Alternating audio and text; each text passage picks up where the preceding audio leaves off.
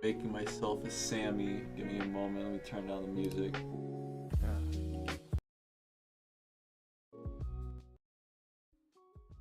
Let me put my headset on.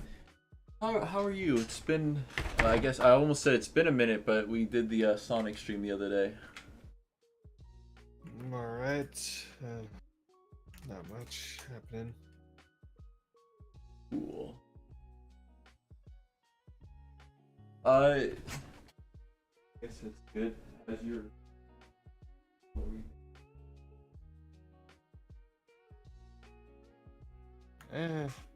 Same old, I guess.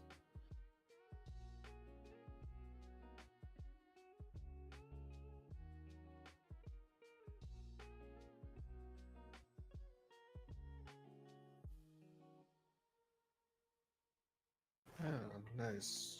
Heard good things about that.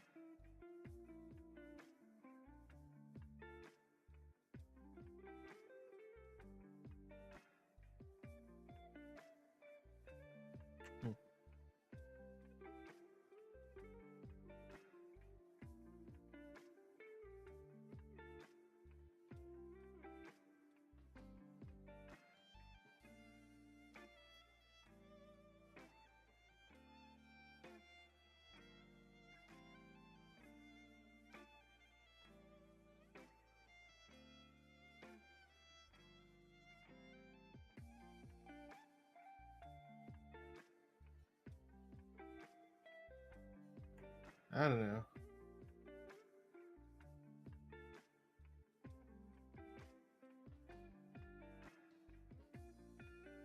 Here doesn't.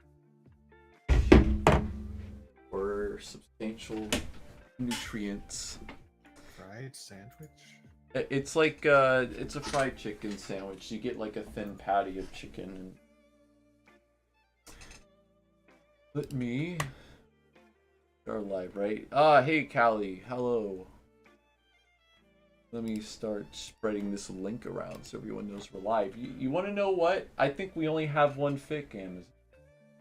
Oh, well, that's disappointing.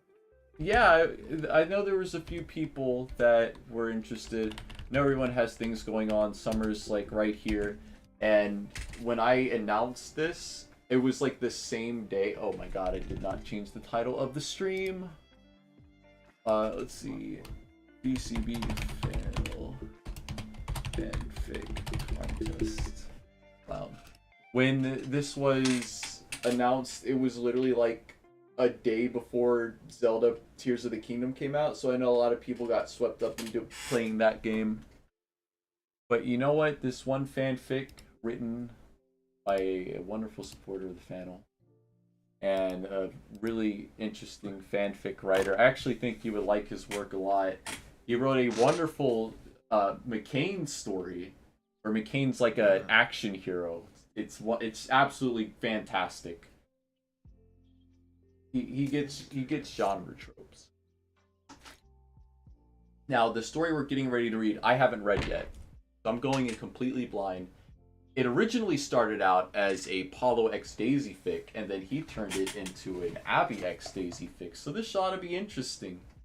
I I know I've had reservations about that pairing, but maybe this story will convince me.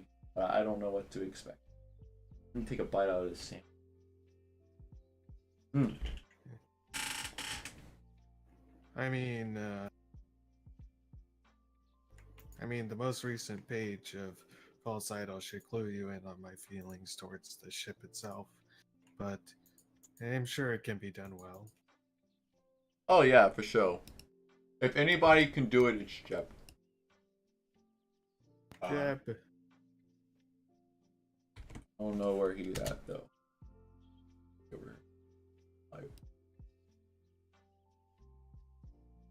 Did you already get your notification from Discord saying, "Hey, choose your username"? Yeah. I have yet to. It was a while ago. I think they're going by like in order of account creation date, and I had to remake mine like last year, so. Maybe.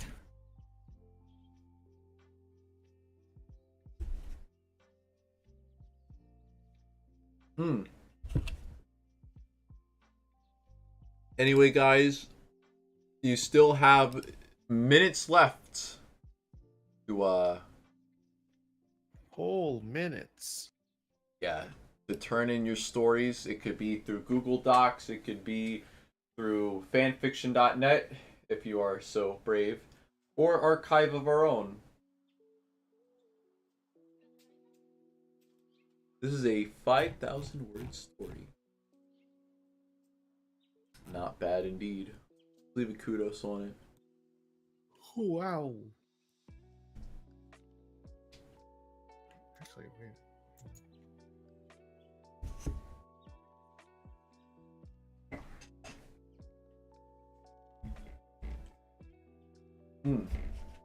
I should mention, I had, as you know, I did intend on joining this for the hell of it, but just a slew of things happened. No, it's alright. You deserve your rest. You've written so many. Well, your fics are full on comics, so you got us beat there. And yet it's still not enough. I'm kind of upset that it took me so long to make that last page. You know, honestly, I don't even blame you. I've kind of been slowing down in content creation myself. Going through kind of a transitional period, so I've been taking things very slow. Hopefully things get better. I mean, it's not like they're horrible, but they could be better, I guess. I am starting a new job very soon that I'm going to get paid more to do, so hopefully more money will ease up on some of my worries. That does sound nice. I am going to order food. I'm going to be sitting here. Alright. I'm just finishing up my sandwich, guys, don't worry. I may as well talk about the fic that I was going to write.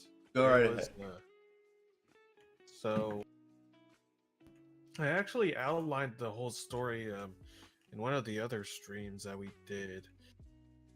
It was specifically the sequel to the Thought Police. Oh, really? Yeah, and it was.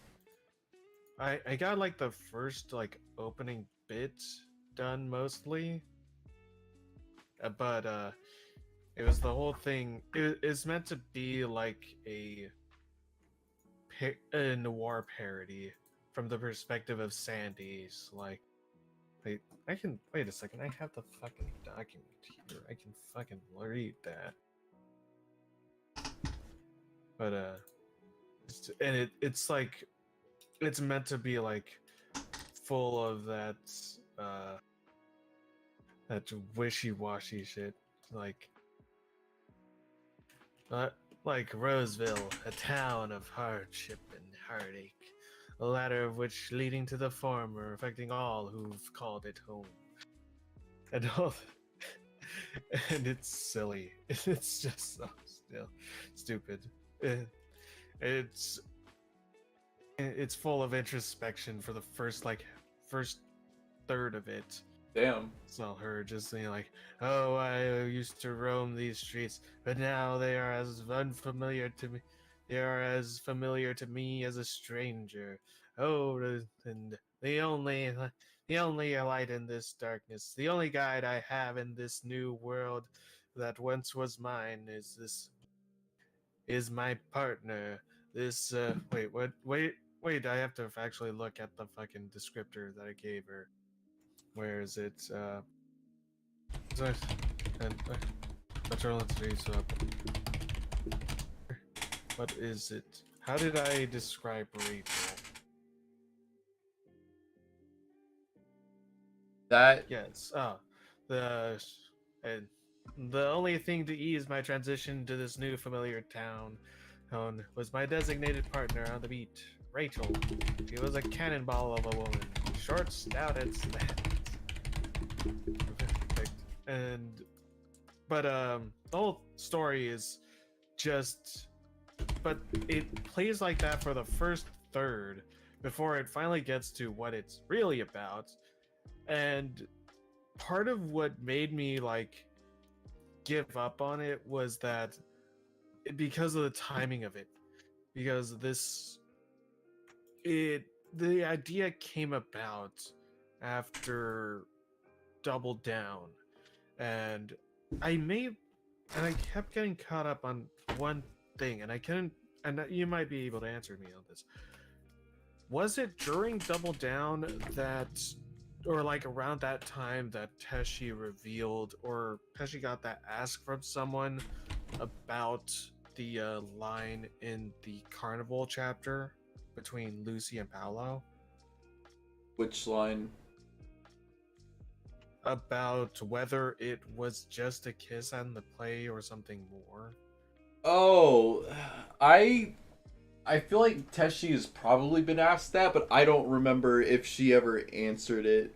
I It know was it's. on the. I remember it because like you or someone else brought it to my attention. I was probably. Like it was on the Tumblr. I don't The know. screen is black. I know. Where is? Looking I at just want to make things. sure. Yeah, I get the right thing. Your story sounds wonderful, and No. Well, I I. didn't even get to the whole part. All right, go ahead. Do it.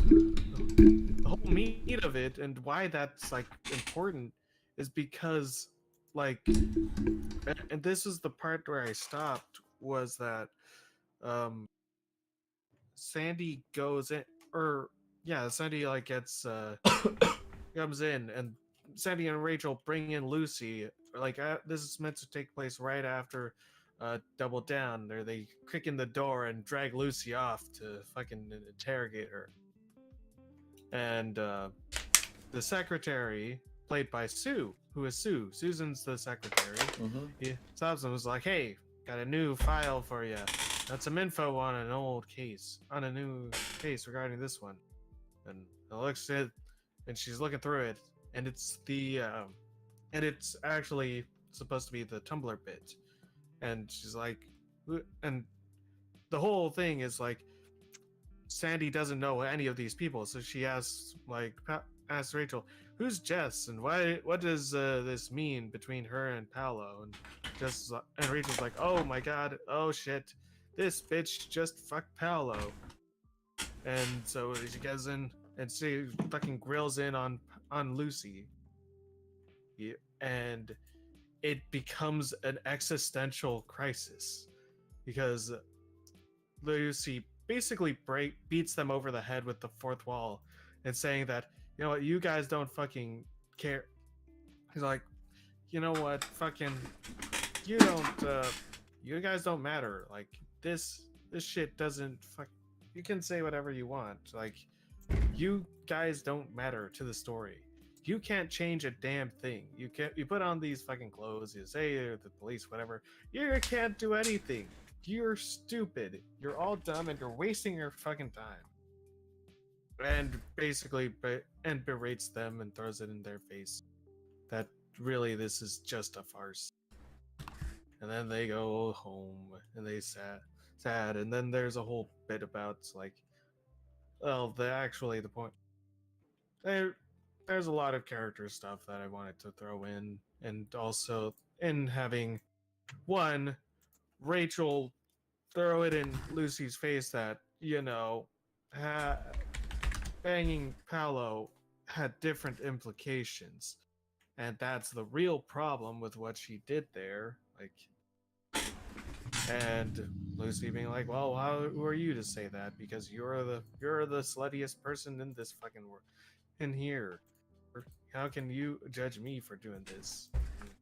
And it begs the question of there's an interesting question of if how could Lucy have thought that Paolo wanted it when every time Paolo was given the opportunity, he denied it.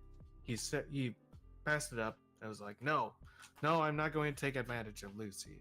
I think because I don't know. I think that's like her own mental block that she just assumes everyone's after her for her body. No, yeah, of course.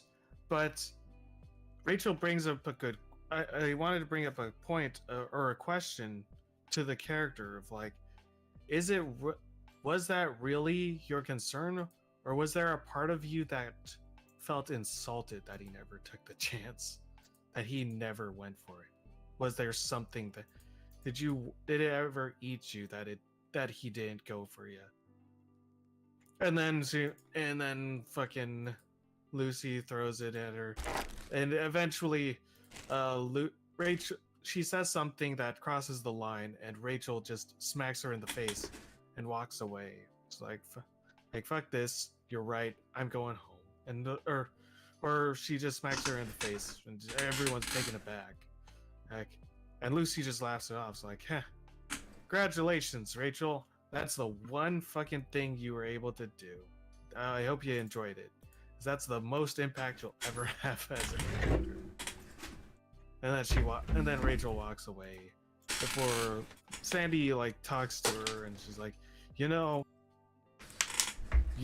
I don't know everything about this, and and Sandy has her own fucking list of issues and problems and things that make her a bad person.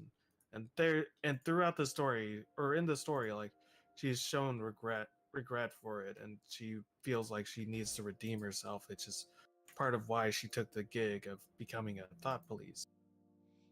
But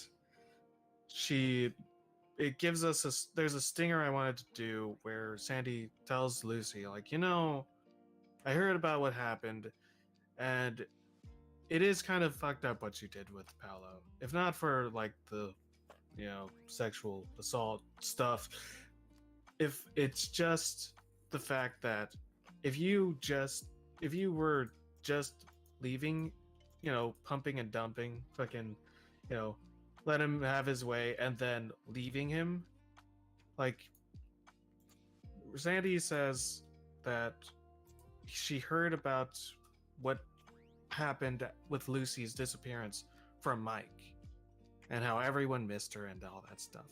And Sandy says, like, when that happened, I was there for Mike, and I think I know, and I wonder if you did that to Paolo, who was there for him? And the answer is Rachel. And she was still, and Paolo never fucking. Paolo was left wanting and never got it.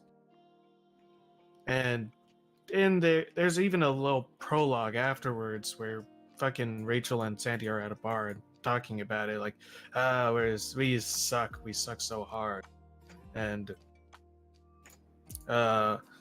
Rachel explains more about why she left Paolo. She left him because she felt like it was in a safe space. Like, she felt like it was her obligation to kind of take care of Paolo, especially after Lucy left, and kind of build him up to be a stronger person. And she left because she knew that she felt like he was at a point where he was a better person, where he was able to make his own decisions and do what he really wanted. And if it wasn't with her, then she could live with that as long as he was safe. And sadly, that was not the case, as we all know. And that's what really kills Rachel. But then the whole thing, it's a silly premise, but with a serious heart to it. I do like Rachel and Sandy as a dynamic. I think there's a lot that you can kind of do between them, like other than just tall girl, small girl, fucking prude, sweet, high maintenance, fraudy, toddy fucking girl, and short, rough around the edges, fucking cannonball woman. Yeah, I got you. It does sound interesting. Definitely something to expand upon. Unfortunately, due to the rules of the fanfic contest, it would have been disqualified. Because the idea was that the story has to be completely new and it can't be part of an existing, like, thing that you've written. Man. But it's a really cool idea. I like it a lot. I forgot about that. Yeah. No, it's alright. Oh my gosh. I was more worried about, like, the very high res. I was more thinking of with that role, because there was another idea that I was like, another story that I want to do, which ended up just being placed on the back burner. I'm pretty sure I've pitched it to the Discords a few times, just because it's just a fun little romp, and it's a side story to False Idol, like a spin-off of it, where it's and also another reason rule that it broke was that it didn't have any of the original characters, because it was just Dan and Ash as a supporting cast, but mainly Dan joining a hockey club in high school and basically learning to be and having to jump through the hurdles and social barriers of being a gay guy playing in athletics, and doing so by kind of breaking the norm and becoming and playing in a very physical role, especially with hockey as a role. I don't know if I know you guys don't know, but in hockey there is a role. It's kind of been phased out in recent years with knowledge about concussions protocol and stuff like that, but there's a role called an enforcer, and his job is to basically get in fights, just kind of be the whenever someone calls a foul, whenever someone the enemy like fucking cross checks your friend your guys, he's the one that you send in to go and take care of business. He's the one that throws shoulders and elbows and all that jazz, and it's super physical and it's terrible on the body. It's terrible.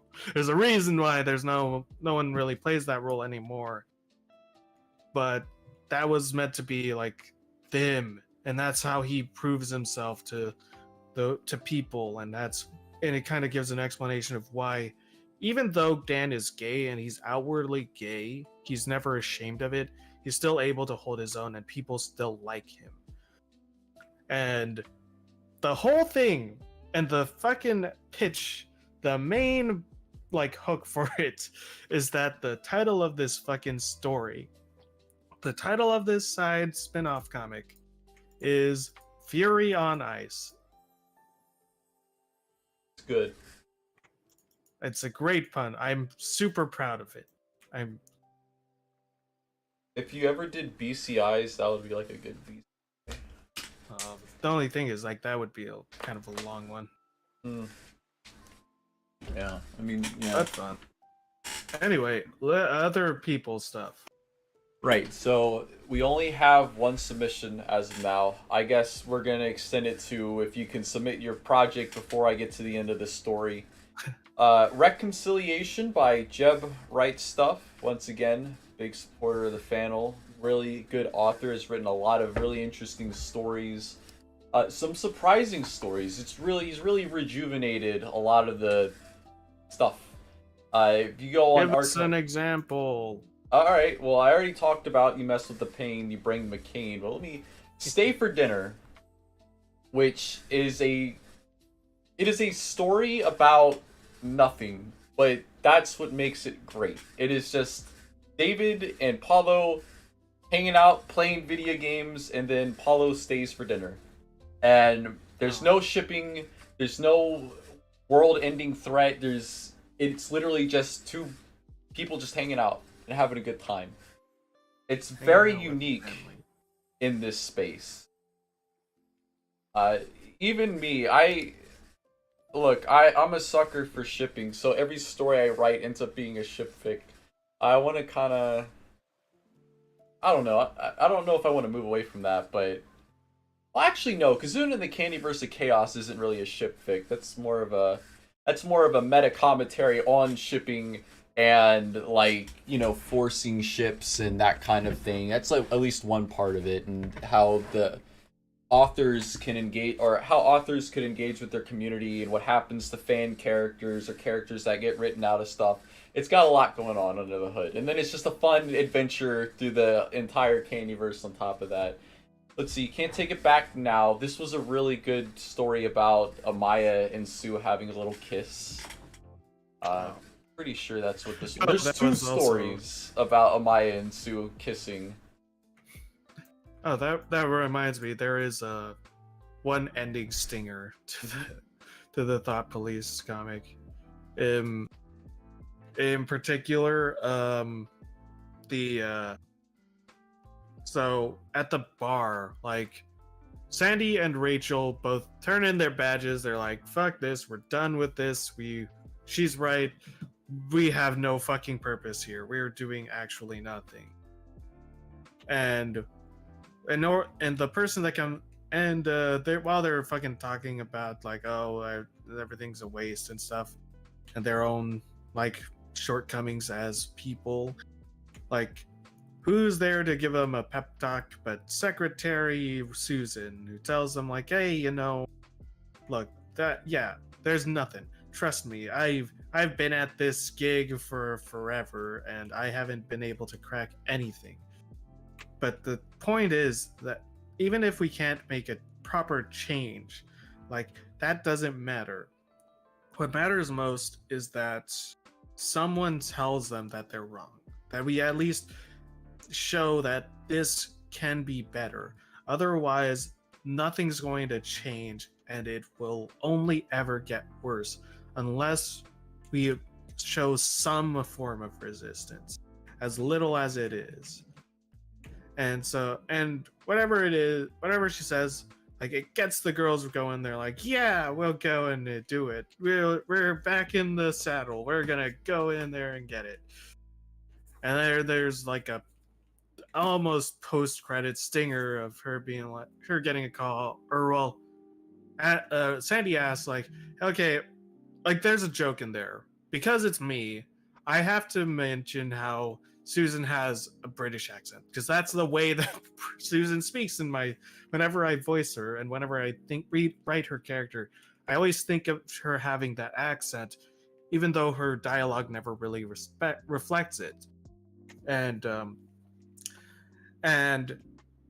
Sandy points out, like, "Hey, you don't sound like the person that recruited me." Or Sandy says, like, "Hey, I know that's a fake fucking accent. You don't have to do it." And Susan's like, "What are you talking about? I never had anything like this." And she's like, "Oh no, I fucking heard about this," because she got a call that recruited her to the police, and it's not how Susan sounds. So she thought that that was actually Susan, like, putting up an accent. But Rachel reveals, like, wait, no, I also got a call and it wasn't Susan. And that doesn't sound like anyone I've ever heard. And so I'm like, well, who is the boss? Who is the real ringleader of the thought police? And it's like this mystery. And the answer is, it's Amaya. It's Amaya. Amaya's been pulling the strings. Oh my she god. She's a background character who's been seeing all this stuff unfold, wants to do something, absolutely can't. She's like, fuck. She's also like, she's in that same tier as Susan. And so they're like, all right, we got to get some stranger to come in, because the whole point is that sometimes what we need the only person you can trust to tell you the truth is a perfect stranger, someone from the outs. Sometimes the only way you can really see the problems is from an outsider's perspective.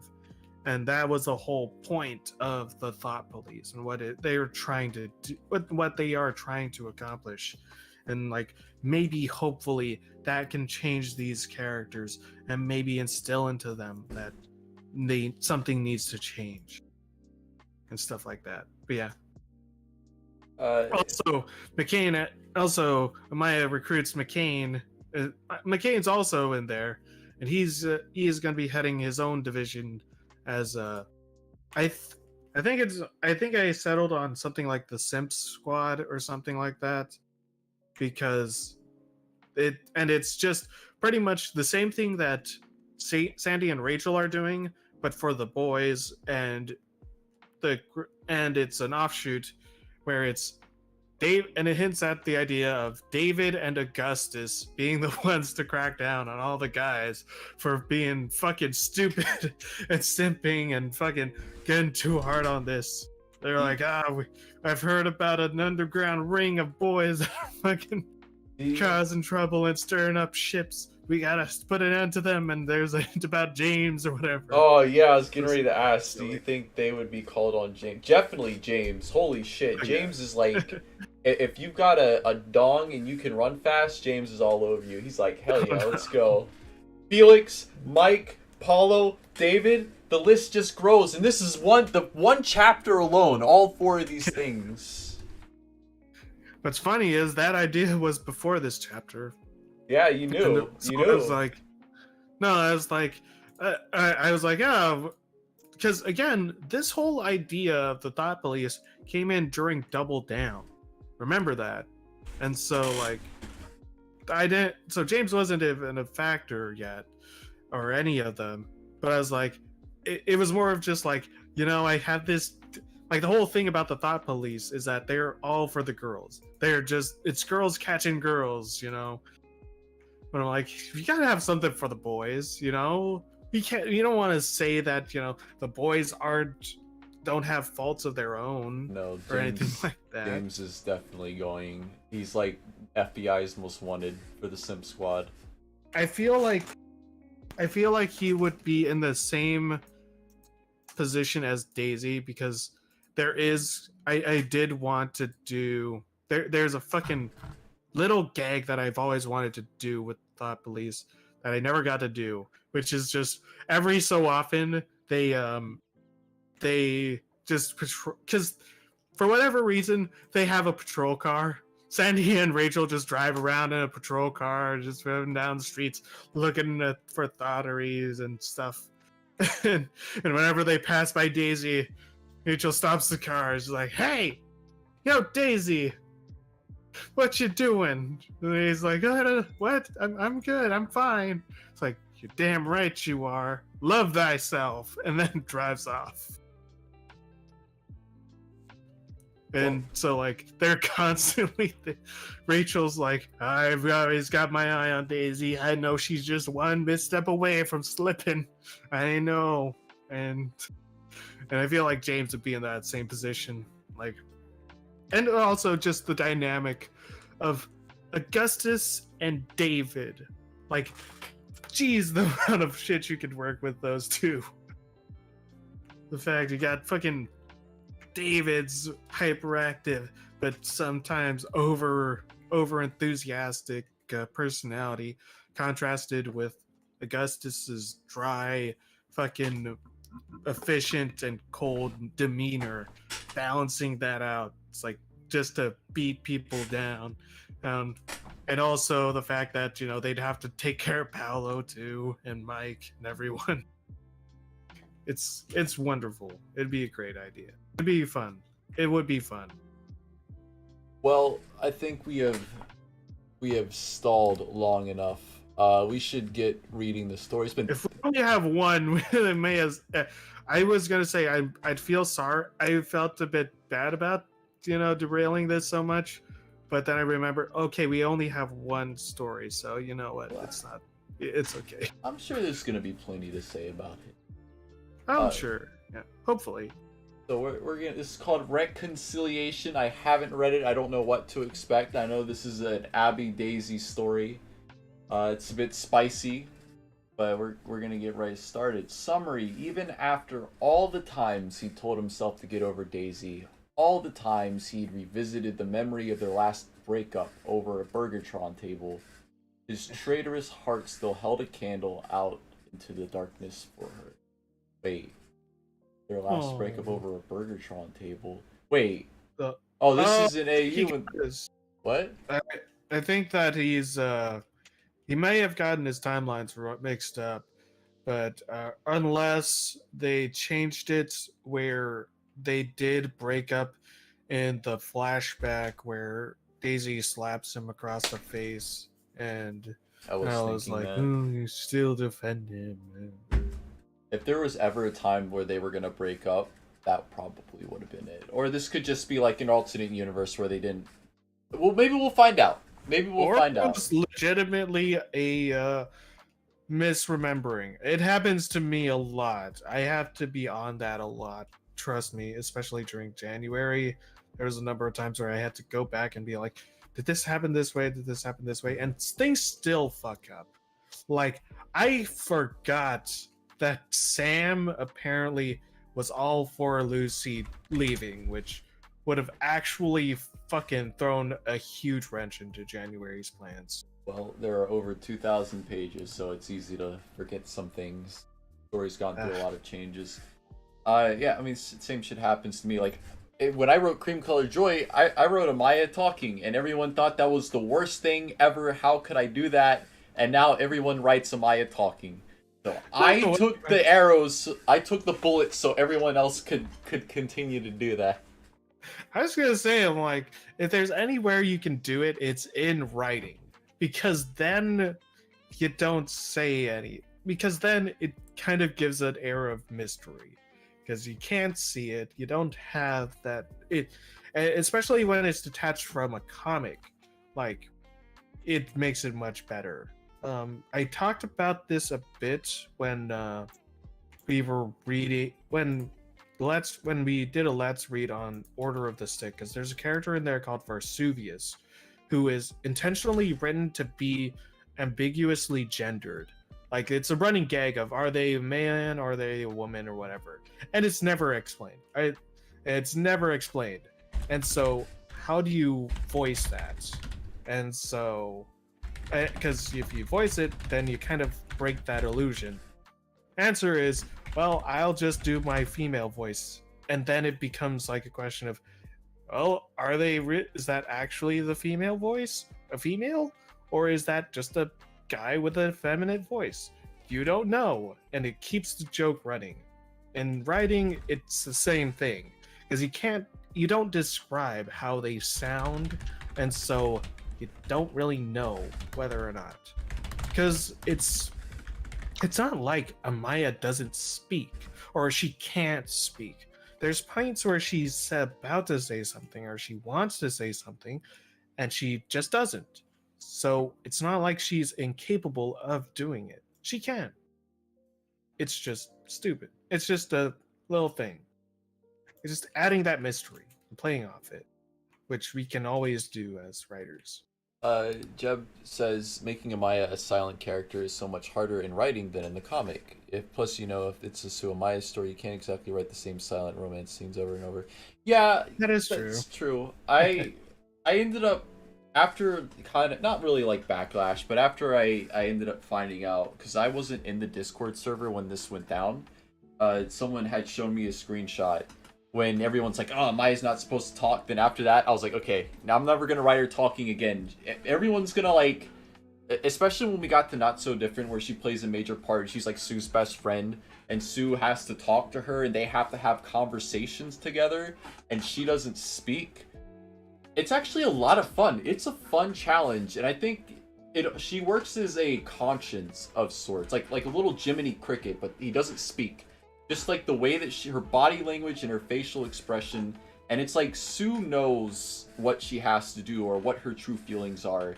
It's just Amaya giving her these different looks that get Sue to come clean and be like, okay, yeah, I know what you're thinking, yada yada yada. And you kind of have her speak for Amaya, and but they've been friends for so long that she can just pick up on that. Like she's like, okay, I know exactly what she means when she's looking at me like this because I know what I'm saying is bullshit, and I know that she knows it's bullshit, and I'm going to admit to that.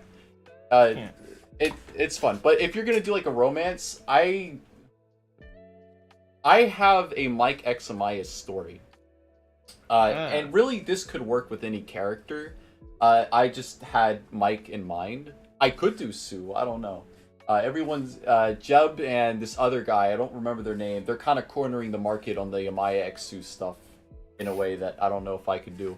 But I don't even know if I want to say it. But basically, Amaya does get a little bit of a hang up over not being able to speak. Like she has that block, and she wants to tell the person that she is in love with, that she's in a relationship with, that she loves them. Like she wants to say it, but she just can't.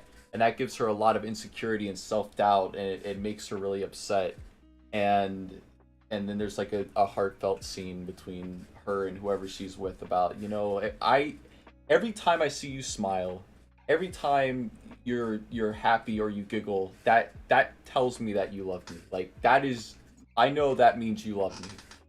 Anyway, I won't spoil all that. It's going to be great when I eventually get around to it. I need to finish Candy vs. Chaos first. I'm dragging my ass on that. But like I said, I've been kind of slowing down on content creation just to take care of my own mental health.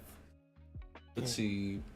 Plus, if it's the big Amaya Speaks backlash of 2022. Yeah, truly earth-shattering. Now everyone writes Amaya talking, and I'm like, okay, fine, it's fine.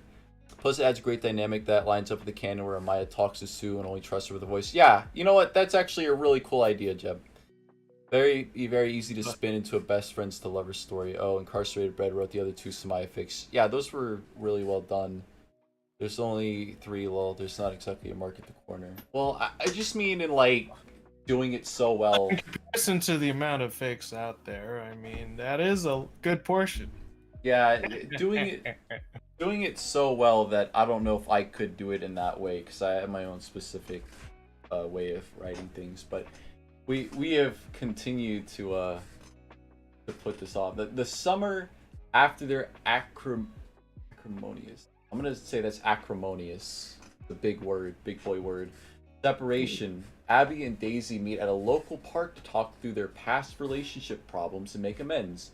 The weight of words unsaid is too much for either of them to bear alone, and gradually the truth behind both their actions comes to light. Content warning for mild swearing. Fuck yeah. Yeah! Let's heckin' swear. You know what I noticed? They said a lot of swear words in the Spider-Verse movie. They said like 3 swear words. They were like, they said crap and hell, and there was a third one and I don't remember what it was. But if they want to keep it PG, you know what I bet they're gonna do? What? Oh, I know. One word I didn't realize that was okay is dipstick. Oh. Which is weird. What I bet they're gonna do for the next one is make it PG-13. I would not be surprised because they've already pushed this one, like just the style, and then having it be over 2 hours long. The next one, guarantee they're gonna push for a PG-13 rating. They're gonna do it. It's gonna be a light PG-13, but it's gonna be PG-13. Anyway. You see. Abby tapped his foot crossly and checked his watch for the third time in as many minutes. It was now 13 minutes past noon. The park's grass was warm under his feet. The weight of the Roseville summer air clung to his fur in patches of sweat. He peered down the hill, gazing back along the path where they'd arranged to meet. It was a lovely day, and dozens of dogs and cats filled the park grounds. A gaggle of teenagers cooled their feet off in the nearby pond, while smaller children chased excitedly around the trees, glancing around occasionally to make sure their parents hadn't left them behind. A white-painted rotunda stood resolutely in the midst of the lake, flanked by a pair of bridges linked to the banks. Gentle currents lapped at its weathered wooden boards. It was an idyllic scene, but Abby couldn't find it in himself to enjoy it. Not if what he dreaded came to pass, and it was looking more and more likely by the second.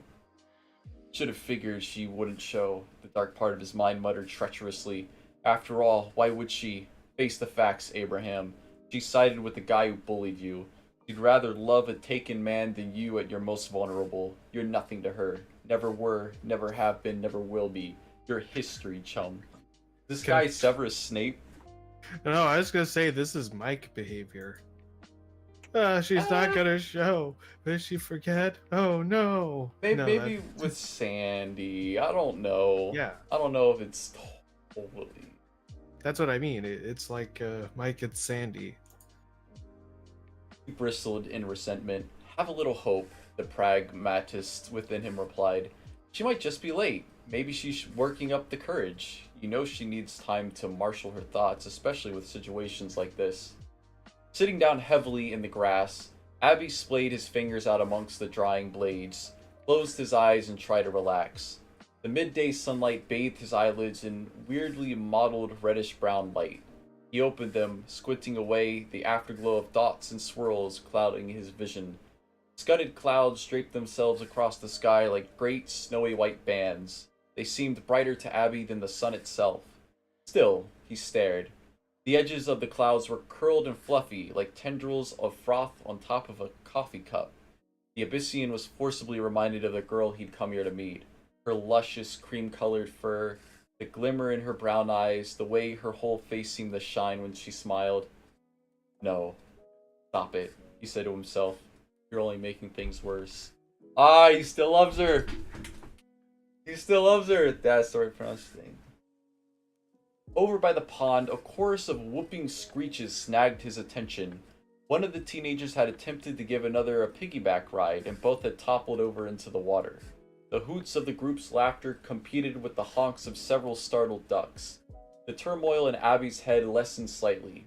He stared contemplatively at the water, watching the scattered ducks rearrange themselves. Imagining them talking in disgruntled voices made him feel a little better. Scanning the milling crowds again, his eye was drawn to a particular bright spot that had just dipped behind the white paint of the rotunda. His first thought was that it was just a glare from the sun. This theory was proven wrong when a familiar cream-furred Selkirk Rex appeared on the other side of the rotunda. It's her. I can feel the anxiety. This is very good. I'm being pulled in by the story. Despite all his reservations, he could feel his heart jump into his throat. Her presence always seemed to exert a magnetic attraction on him. She was striding purposefully over the bridge separating the rotunda from the main path on the bank of the pond. She carried a brown paper bag in one hand, a small handbag tucked under the other arm. A light wind ruffled her curly fur. He watched her as she turned onto the pond-side path. Daisy's eyes flickered this way and that, pursuing the surroundings for his face. Without thinking, Abby shot to his feet, intending to wave. Remembering what they were both here for, he immediately sat back down, leaning back into the grass and trying his best to look unruffled and unaffected. He still kept his eyes on her, though. He could allow himself that much. A few moments later, she spotted him and rushed up the small hill he was sitting on, paper bag clasped tightly in her balled fist. "Hey," she called through panting breaths. Abby couldn't stop a smile from curling its way onto his face at the sight of her, up close and ruffled like this. "Hi, Daisy," he murmured before clearing his throat and patting the grass beside him. "Have a seat." "Thanks." She settled down beside him. Abby noticed her Notice her I swear I know words. Surreptitiously eyeing the space between them, careful not to sit too close. Sorry I'm late. My mom was in a real rush this morning, so I had to clean up a little bit after her, the cream-furred girl told him. But, on the plus side, I popped into the bakery and picked up a couple of cream buns. She proffered the bag. I'm learning all kinds of new words. Give me a moment. I feel kind of dumb. I feel so stupid right now. Proffered. Has to hold out something. Oh. I'm gonna start using. I'm gonna go to a thesaurus and start using big words.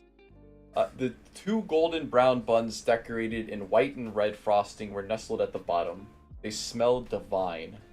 I thought we could sit together and eat. I thought we could sit and eat them together. I remember how much you. She blushed and stopped herself. The unfinished sentence hung in the air between them like a leaden weight. Abby felt the implication of it pressing down on his heart. I remember how much you liked them. What did she think she was playing at? Buying his favorite pastries, chatting like nothing had happened. Was this just her way of working through his defenses, tricking him into letting his guard down? Anger and resentment burned through him, white hot, like sparks from the end of a broken wire. What? Very fast on that. Huh? What? That's a very quick change for him. But I guess that's He's big mood swing. prone. I know, but it's just. But that's what's funny about it is that is actual typical Abby behavior. Abby, is everything okay? Daisy Very asked, temperamental boy. rousing him from his thoughts. He looked back at her and was taken aback at the concern written in her features. It was a face with no malice in it. Sighing, he relented and scratched the back of his back. Oh. I'm sorry, I was just... nowhere, he said lamely, reaching for a bun. Thanks for these, by the way. You've no idea how much I've missed them. Missed them? Yeah, well, I don't really come here anymore. Not since we, I got it, the Selkirk Rex replied a little sadly, and Abby immediately regretted bringing it up. He took a quiet bite of his bun and said nothing. Daisy giggled. It wasn't a happy giggle, more of a hollow, receding sound. The back of his neck. Dude, I tell you what, it happens to the best of us. I will read stories. I'll write a story and then I'll go through it to make sure everything's good, and then I'll upload it, and then months later I will reread the story that I upload and I'll be like, how the hell did I miss this? Like, this is such a glaring issue. What? Oh, it's just, she muttered nervously. Well, I kinda hope we could have lasted longer before getting into an awkward silence. Talked about lame stuff to fill up the gap. School, friends, family, whatever. It only took us a couple of minutes to sink this meeting's mood right into the ground. Yeah, well, it was always gonna be this way. The two of us can't really do that. Ignore the elephant in the room, that is. Doesn't mean it doesn't hurt, she replied, picking morosely at the grass. Neither of them said anything for a while. Abby could feel his heart jackhammering in his chest at their proximity to each other. Even after all the times he told himself to get over Daisy, all the times he'd revisited the memory of their last breakup over a Burgertron table, his traitorous heart still held a candle out in the darkness for him. Nice. Alright, we're about to find out about the breakup, maybe. A memory swirled itself to the front of his mind. He was walking beside Daisy on a sun-baked sidewalk, doing his best to look everywhere but at her. Not because she wasn't pretty, quite the opposite in fact. She was so radiant that it hurt him to watch her for more than a second at a time. The fluffy Selkirk Rex and her gaze firmly locked on her feet, with her hands tightly clasped in front of her. Every few seconds, her white dress would flutter in time with his breathing. The unholy awkwardness of everything he'd just said would come rushing back to him in a great, crushing tsunami of cringe. Ah, I love that! Great, crushing tsunami of cringe. That's so good. How many times have we been there? I told her I loved her. Loved her for God's sake. We weren't even dating. You said the L word to someone who basically considers you a friend. He stole another glance at Daisy, who resolutely refused to look back at him. That's it. You've gone and fucked it all up now, Abraham. You moron. You couldn't retain the slightest bit of tact or composure, could you? Oh no, it's fine. Just blurt out all of your emotions at the slightest provocation. How could she want to be friends with a desperate, pining loser like you? He shuddered. Not to mention the weight I've put on her, all the emotional baggage, the hassle of dealing with an unrequited crush. Perhaps it'd be better to just cut the friendship off now. It won't hurt that much, right? Sure, the lunch table will be awkward, but we're both mature people. We can make it work. His train of thought was interrupted by the sight of his house. Abby couldn't remember walking here. Somehow, his mind had bypassed all his angst and drama to autopilot him straight home. He turned to Daisy, mentally readying himself to tell her that it was all a mistake, that he shouldn't have said anything, and that he hoped she could forgive his stupid bleeding heart outburst. Except that's not what he said. That's not what she said at all. What comes out... Oh wait, no. That's not what he said at all. What comes out of his mouth is this. So there's my house. I mean, it's always there, of course. Houses don't often just get up and go. He laughed awkwardly and cut off the strained chuckle abruptly. That's from something. Where's that from? Monster House? No, that I recognize that line. I know that's from something. Where is that from, Jeb? You can't hide from me. Where is that from? I know that's from something. Was that from the story, or is that? That's from the chapter. Okay. I think this is a flashback to New Beginnings, which is also already a flashback. Let's see if I can pull up the page real quick. I don't know why I'm... There we go. Oh yeah, it's literally from that page. Okay. He has There. no arms. That's why that fucking line's it burned in my head. That explains it. Look at his face. I get the BCB callbacks. art. Wow. Wonderful. You complete buffoon. He could practically feel the sarcastic golf clap echoing in his head. Daisy stared at him in total confusion. Okay, apologize and go inside immediately. There's no saving this now. Houses don't just get up and go. What is wrong with you? Look, he said, voice faltering. He cleared his throat. Daisy was still looking at him, totally blank-eyed. I mean, thank you. You really went out of your way to get me to open up today, and I appreciate that. You really mean it? She whispered softly. Abby was taken aback. Mean what? Of course he appreciated her. It was stupid to even think of it as a question. Of course he enthused. I mean, the fact that you came with me to therapy, for one. You didn't have to spend a lovely summer's day in some bland waiting room, but you did that anyway. For me. And wow, that picnic. No, she continued, and he fell silent, lulled into a trance by the melody of her wavering voice. Did you mean it when you said you loved me? Before she spoke, Abby had been sure his pulse couldn't beat faster, that it was a medical impossibility. Now, though, he wasn't so sure. He scratched the back of his head in an ultimately futile attempt to dull the sound of blood thumping in his ears. Well, you know, it's hard for anyone to truly know if they feel that way, but, I think I'm pretty sure. Abby, don't worry about it, please. I, definitely didn't mean to trouble you with any of this. Abby. The finality Daisy put into saying his name brought the Abyssian's stammering platitudes to a screeching halt. Her ears drooped, and her head hung slackly forward in exasperation. Oh god, this is it, said his inner pessimist, who'd taken up every inch of spare room in his mindscape at this point. You'll tell me she can never feel the same way, that I was an idiot for falling for her, how she can't understand why I thought she'd be the slightest bit interested in me of all people. Can't you just be a little selfish for once? She shouted. Okay, whatever he was expecting, anger definitely wasn't it. What? He heard himself stammer, hearing his own voice as if submerged in a tunnel of water. With what kind of confession is that? It's not scientifically knowable? So what? Love is far from science. You gotta sweep the girl off her feet. No regrets. But what about... Abby, shut up! Let me close my door.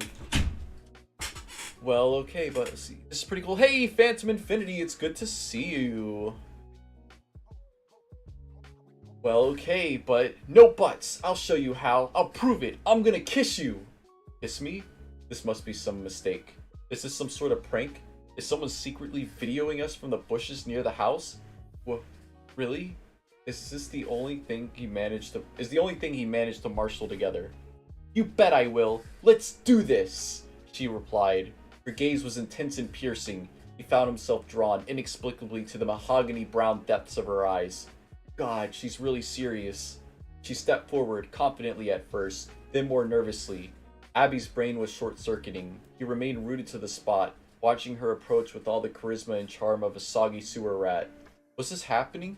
Was he about to actually kiss Daisy? God, the thought of her lips on his had occupied so many idle afternoons, so many erstwhile daydreams. She stopped. By now she was close enough for Abby to see each of her eyelashes. The way the sun glanced off her pearl necklace, the sun-limned glint of the creamy fur on the back of her hand as she raised it worriedly to her mouth. In that second, he made up his mind. Enough screwing around. No more stammering, crappy jokes, or awkward backing out. She wants a romantic first kiss, and she wants to share it with you. She wants to kiss you. She initiated. Now it's your turn. You've waited long enough. Now kiss her, you idiot. Damn. I've watched The Little Mermaid a million times over the last 2 weeks, and now all I can think about is the song "Kiss the Girl." That's what this is, the "Kiss the Girl" song moment. I just want to say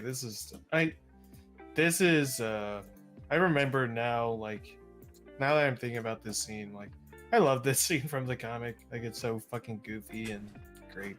Oh, the one where they kiss? I'm gonna kiss you! Yeah! Fred, don't leave doing it! We're gonna do it right now!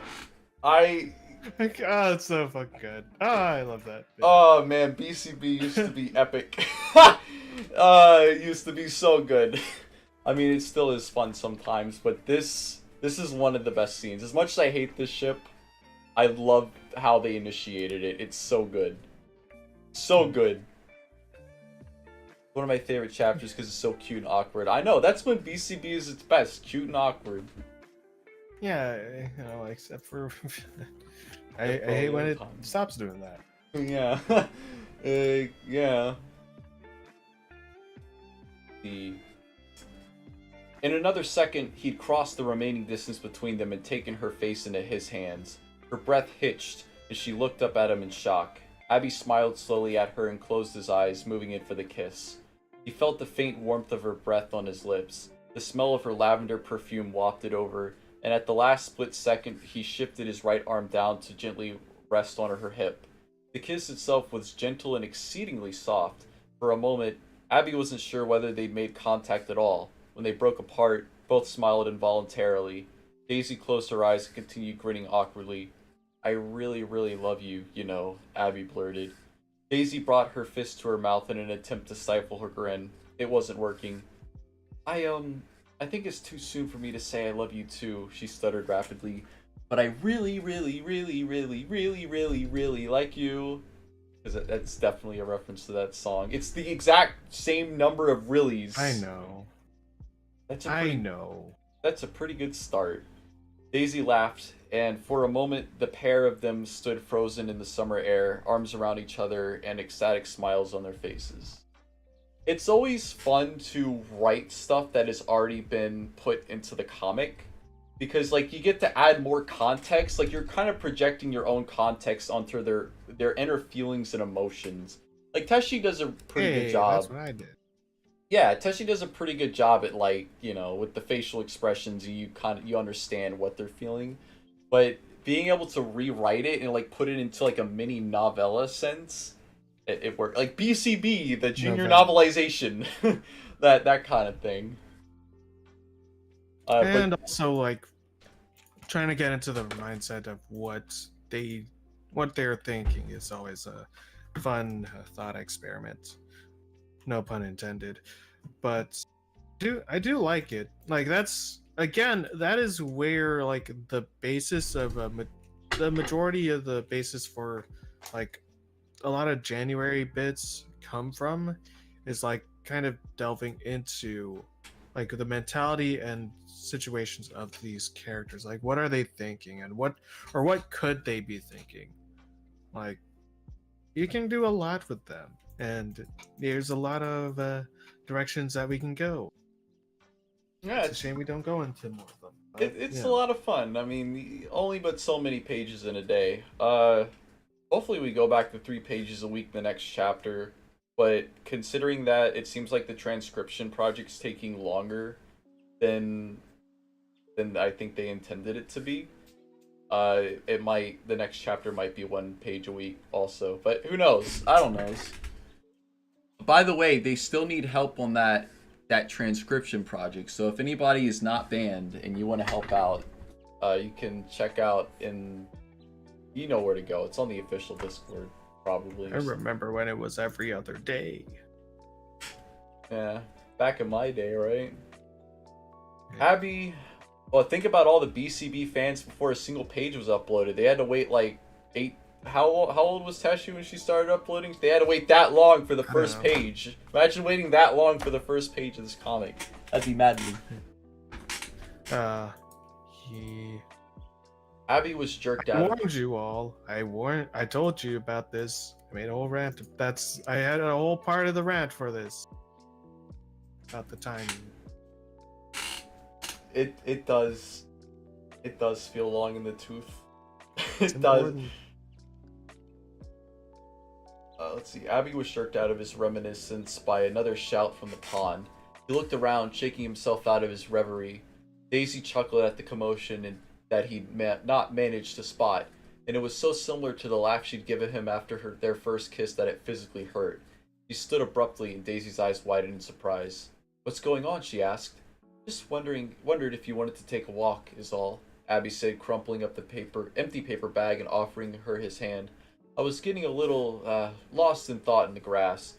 Maybe the sun was making me sleepy. I think more clearly when I'm on the move." "Oh, okay, sure."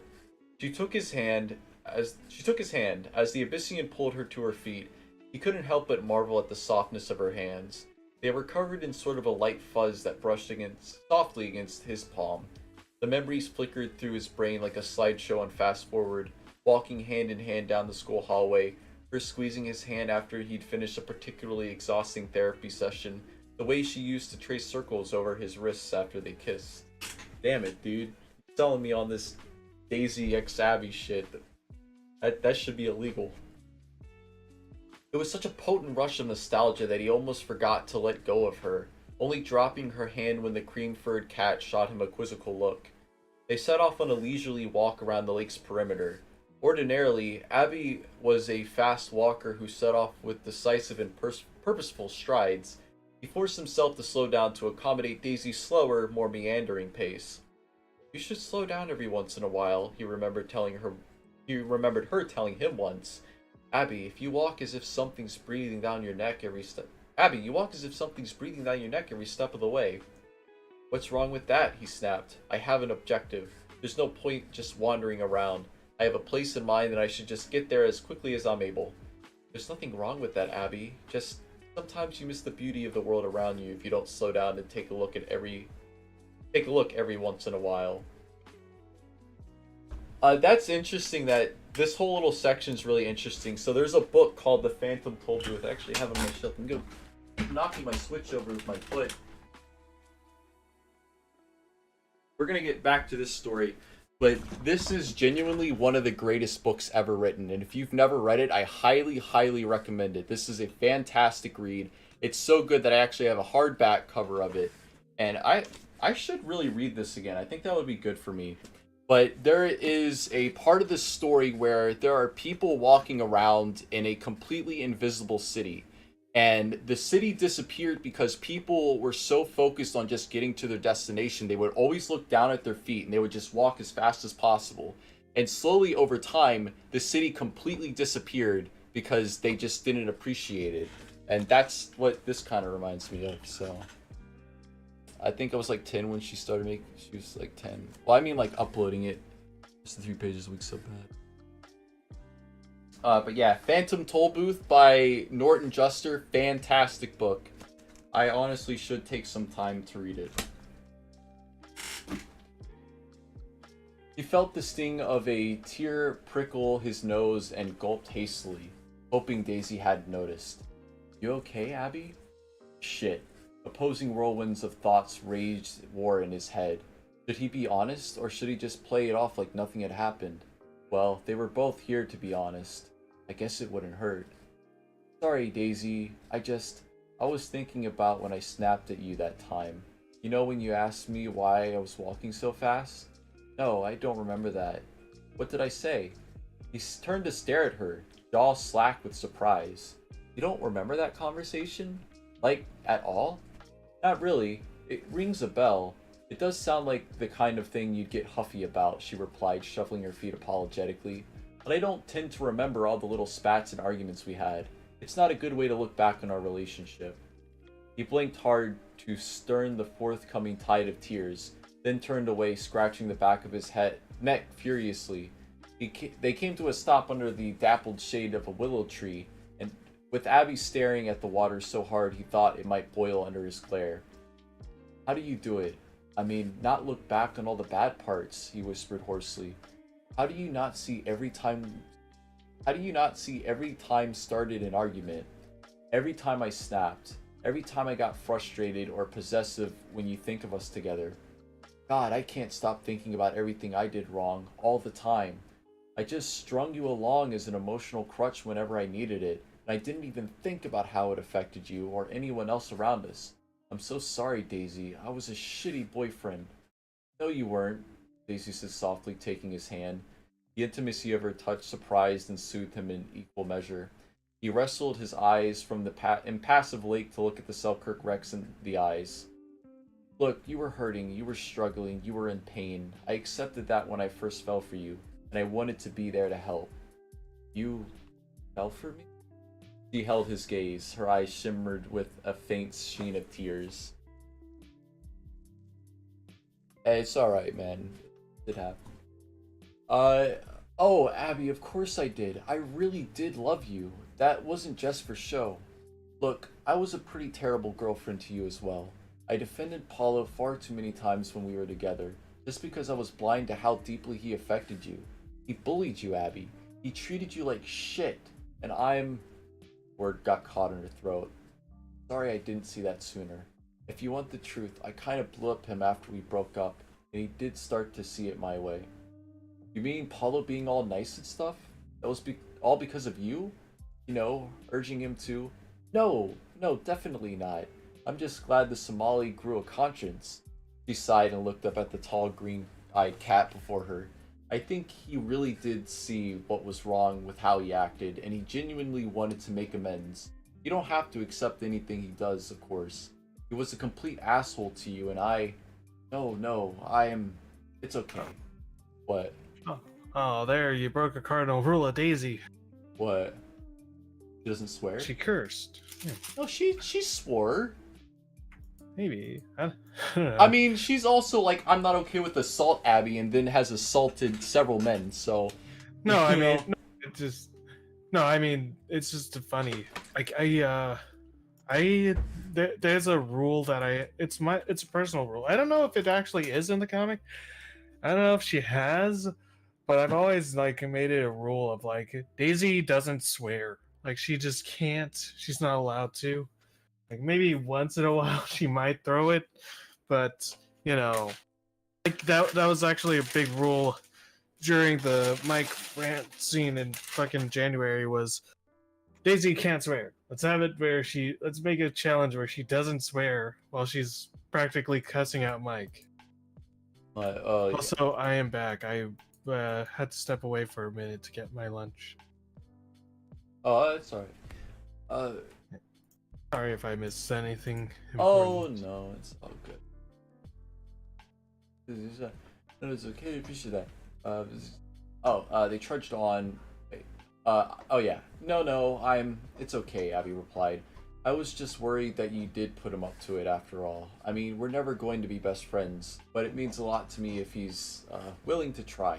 I really appreciate that. They trudged on.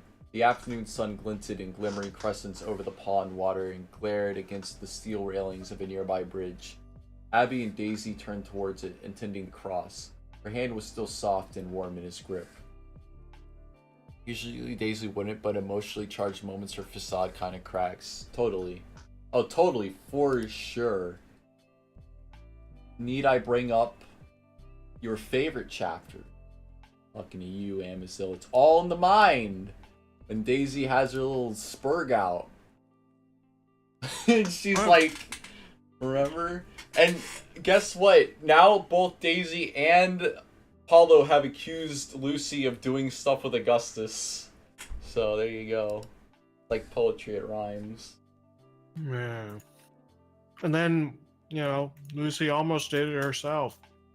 Oh yeah! But Augustus was smart. He's part of the Sim Squad, so he knows.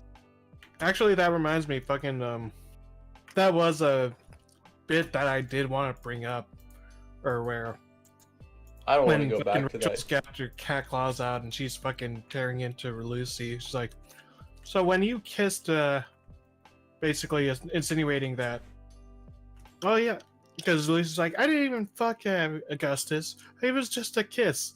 And Rachel throws back like, oh yeah, like the kiss in the play.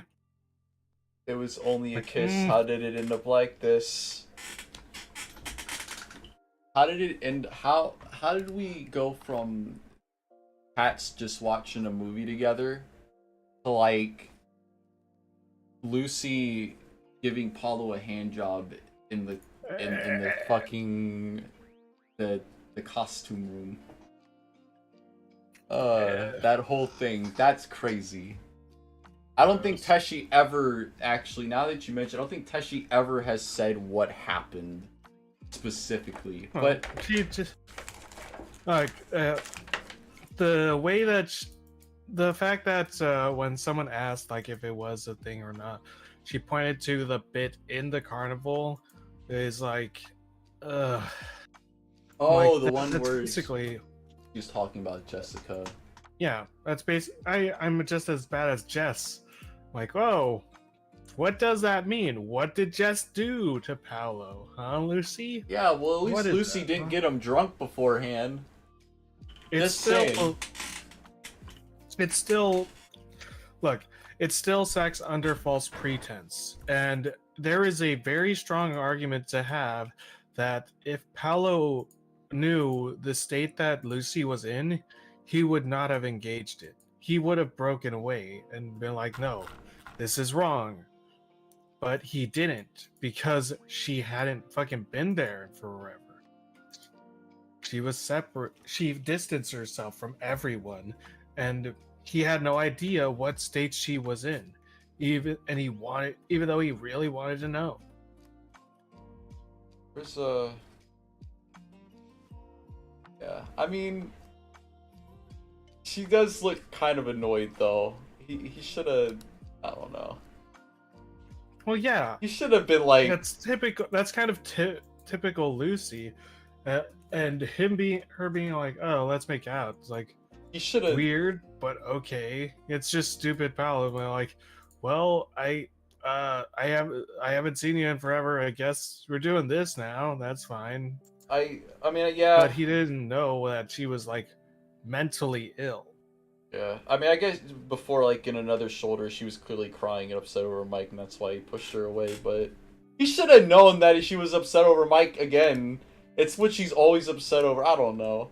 He should have been like, are you okay? I would not have been like, oh yeah, let's do it.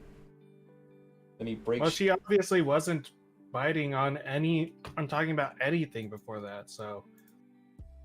Oh, I can't believe, and then he sits next to... No, it's so bad. It's like, have fun in there. Sure, Oh no. Now she's gonna run off and be in a relationship with Abby, you fool. What have you done? Anyway, let's see. Oh, also Jeb says, yeah, usually Daisy wouldn't cuss, but in emotionally charged moments, her facade kind of cracks. And understandable, yeah. They trudged on the afternoon for his stuff. She hasn't let go. Why hasn't she let go? There's something else I need to apologize to you about. Daisy said heavily, and Abby felt himself tense slightly. He knew what was coming. It's about Michael, isn't it? She nodded briskly, her jaw set. A few tears moistened the fur below her eyes, and Abby resisted the urge to wipe them away. I don't know how to begin I don't know how to begin apologizing for this. I know it hurt you in more ways than one, and I Daisy let out a quiet hiccuping sob and stopped in the midst of the bridge, rubbing her eyes furiously with the back of her wrist. Abby led her over to stand against the railing, casting an apologetic glance at a family of dogs they'd accidentally blocked. Shh. It's okay. Take your time, he murmured in his best attempt at a calming voice. It was the one he used on Molly whenever his little sister was upset. Hopefully it worked on Daisy too.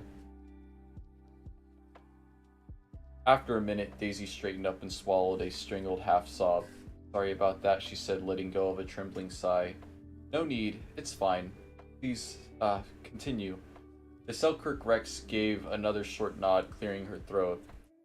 I had a crush on Mike, for years, since elementary school, she continued on. Back then, it was just me, him, Sandy, and Lucy. Of course, he had his closest friendship with Sandy, which became this long-distance relationship when she moved away. Lucy and I were just there, of course. We were both in love with him, or whatever our kid minds thought love was. He seemed like he was reciprocating with Lucy for a while, even when she'd call him names and kick the crap out of him. I never could understand it when I was small, but as I got a little older, I realized it wasn't just Mike. Everyone was drawn to Lucy. She was so pretty, so confident in herself. Well, Daisy's wrong there. I feel like Lucy's extremely not confident. Well, it's how she views Lucy, and I'm saying that it's understandable for Daisy to see Lucy as that, 'cause she doesn't know that Lucy has a lot of self-worth anxiety issues too. Lucy hides it behind a facade of like girl boss, and Daisy doesn't. Daisy wants to be coddled. She wants to be told she's pretty. God. Okay. After this, I feel like we have to read the newest page of False Idol, just because this compares. It's so interesting reading this or hearing about this, and because I basically went in the opposite direction. We will take a look at it. It's good stuff. Yeah. Gatekeep, gaslight, girl boss, Lucy, totally. The 3Gs. 3G network. You either wanted to date her or you wanted to be her. Daisy looked down again and rubbed her arm, biting her lip as the memories washed over her.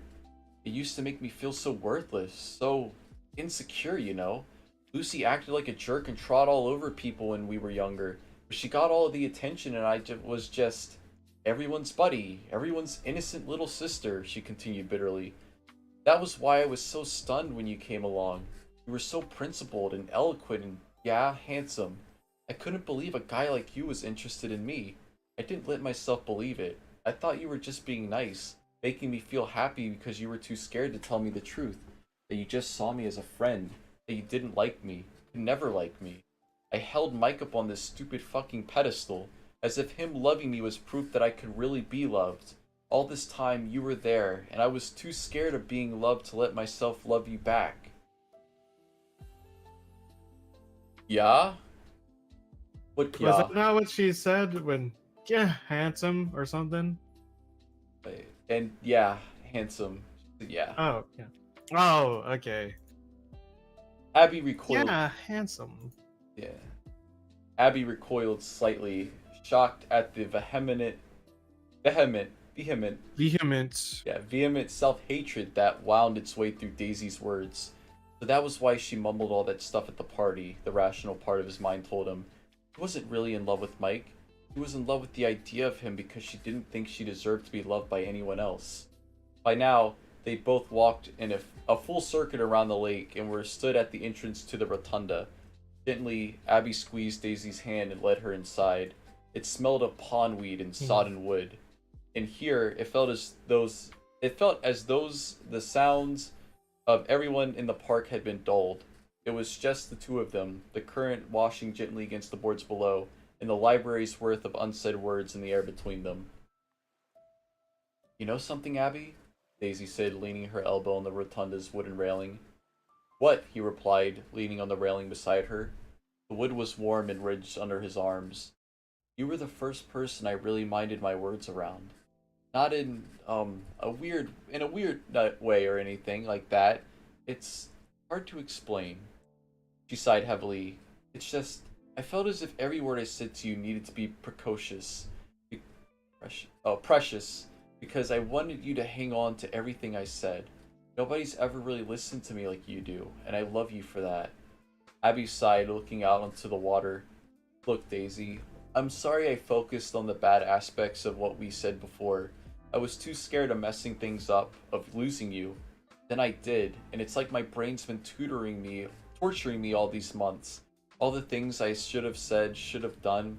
You have no idea how much space you took up in my mind back then. I'd do anything I could to make you smile. Your voice, your laugh, the way you used to stick your tongue out when you were in intense study mode. He chuckled self-consciously. Daisy, I love you too. Every little thing. You made me so happy, and I'm sorry I didn't recognize that enough when we were together. His wistful monologue was cut short by Daisy's hands as they slid themselves to the sides of his head and turned it to face her own. They were so close, Abby could feel the fur on their foreheads touching and see the flecks of white in her creamy blonde curls. Did you say you love me? Present tense? She whispered incredulously. I mean, Daisy also just said, I love you, or, I don't know. Like she said, and I love you for that, but maybe it was, like, different, I don't know. Yes, he murmured back, seeing no reason to deny it. There was a moment between them in which the world felt totally silent.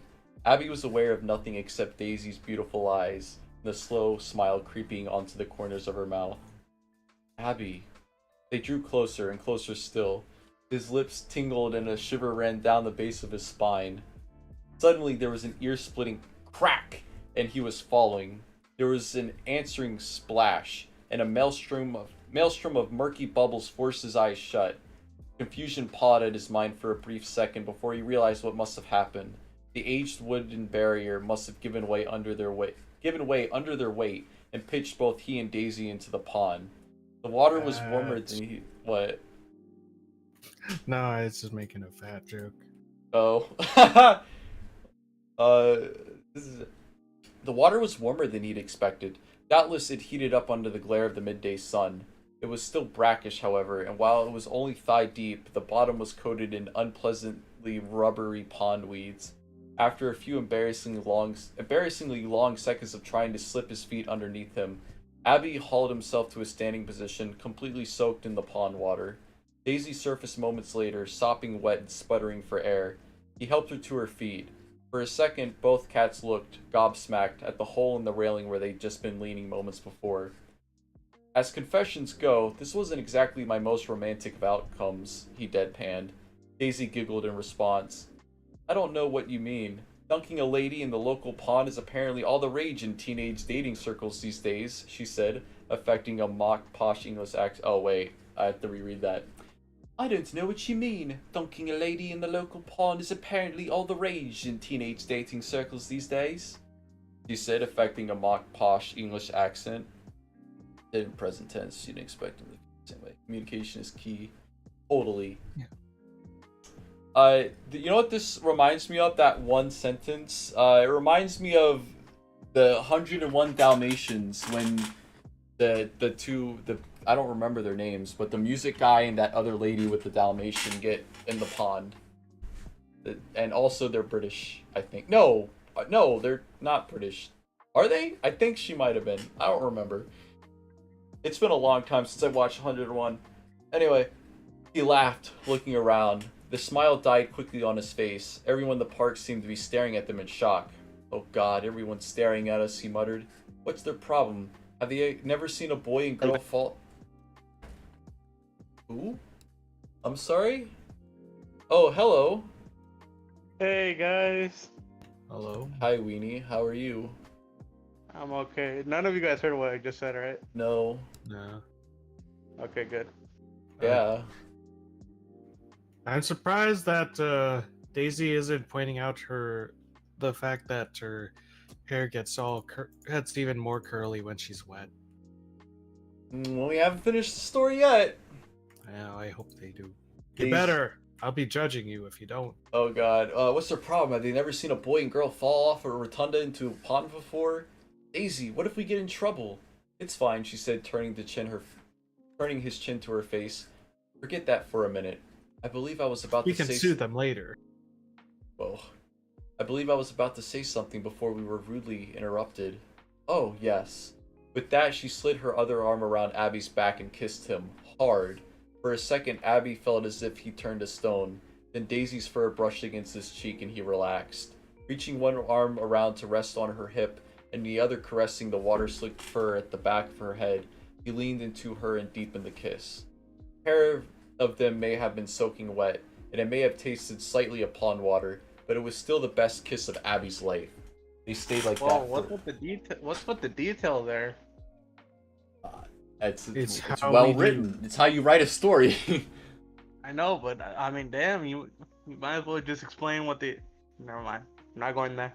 Oh, they stayed like that for a while, pressed against each other, both of them relishing the comfort that their embrace brought.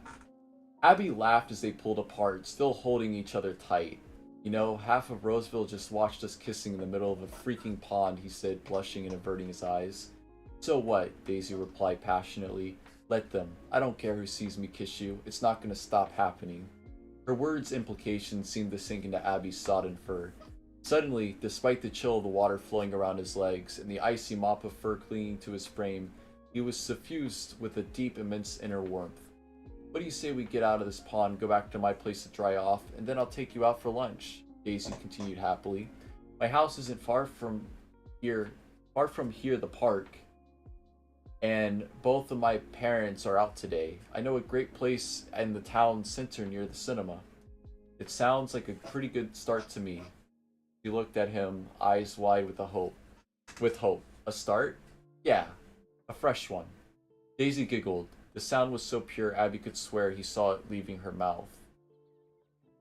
Oh, he watched it drift up into the boughs of the willow trees surrounding them before disappearing into the cloud-raked sky. Wow. Okay. What a great story. I was edging my seat the whole time. I am sold on this ship. If Teshi did this, which she won't, but if she did this, Oh, it's too late. Yeah. I'm sold. This was so good. I felt like I was there. Like I really felt Abby's emotions in this story. Like I put myself in his shoes and I totally feel it. It made me feel things. You That's how you didn't write have a a story. comment about her curly fur, and thus it is a 0 out of 10. You Oh. could have done it. Like, you could have had a moment where because everyone's looking at her, and she's no longer scared about her curly fur anymore. You could have done it. It's right there. Okay, calm down, Anthony Fantano. Okay. There's only one little teeny thing, not that big of a deal. It's whatever. Abby hates the name Abraham, so I don't know if he would be calling himself that in his own mind. Because it reminds him of his father. Maybe if he's that self-deprecating in that moment. Yeah, that makes sense. This is just, it's so good. Like, this is so very well written. Like, when we got to the, that's a pretty good start, by the way. You reincorporated that. That I don't think I didn't notice that. But, like, when we got to the rotunda, like, the whole time I was like, oh my god, they still love each other. They still want it. Just do it. Also, I called it. I told you. I know. I felt like, you guys ever seen Raiders of the Lost Ark and God, who's the guy that plays Doc Ock? I don't know actors. Alfred Molina. Alfred Molina. You guys know in Raiders of the Lost Ark when Alfred Molina is watching Indiana Jones, like, take the idol, and he's like standing at the side doing like this. That's what I was like reading this story. I'm like, oh my god, do it. And then they fell into the water, and I'm like, oh! But they kissed anyway. This is so good. I am jealous that I cannot write this good. This is fucking fantastic. You sold me. Rob, I didn't know you were a big Indiana Jones fan. Oh yeah, I love the trilogy. All 3 movies and no more. So, I will say, like, and the subject of Abby and Daisy as a relationship, like, I do like it. Like, I was originally, that was one of my original ships when I cared about that. And this highlights exactly how and why that should have worked. Because really, I'm pretty sure I said it in the author's notes, but like the whole thing that I wanted from these two, or from this like character dynamic and chemistry, is that in these two you could work through each of their problems. Like, if we can go to the page, fucking. Oh yeah, let me pull that The up. whole thing with why I hate Abby and why I think that now, especially with what's happened with their Which character page? now. New Beginnings.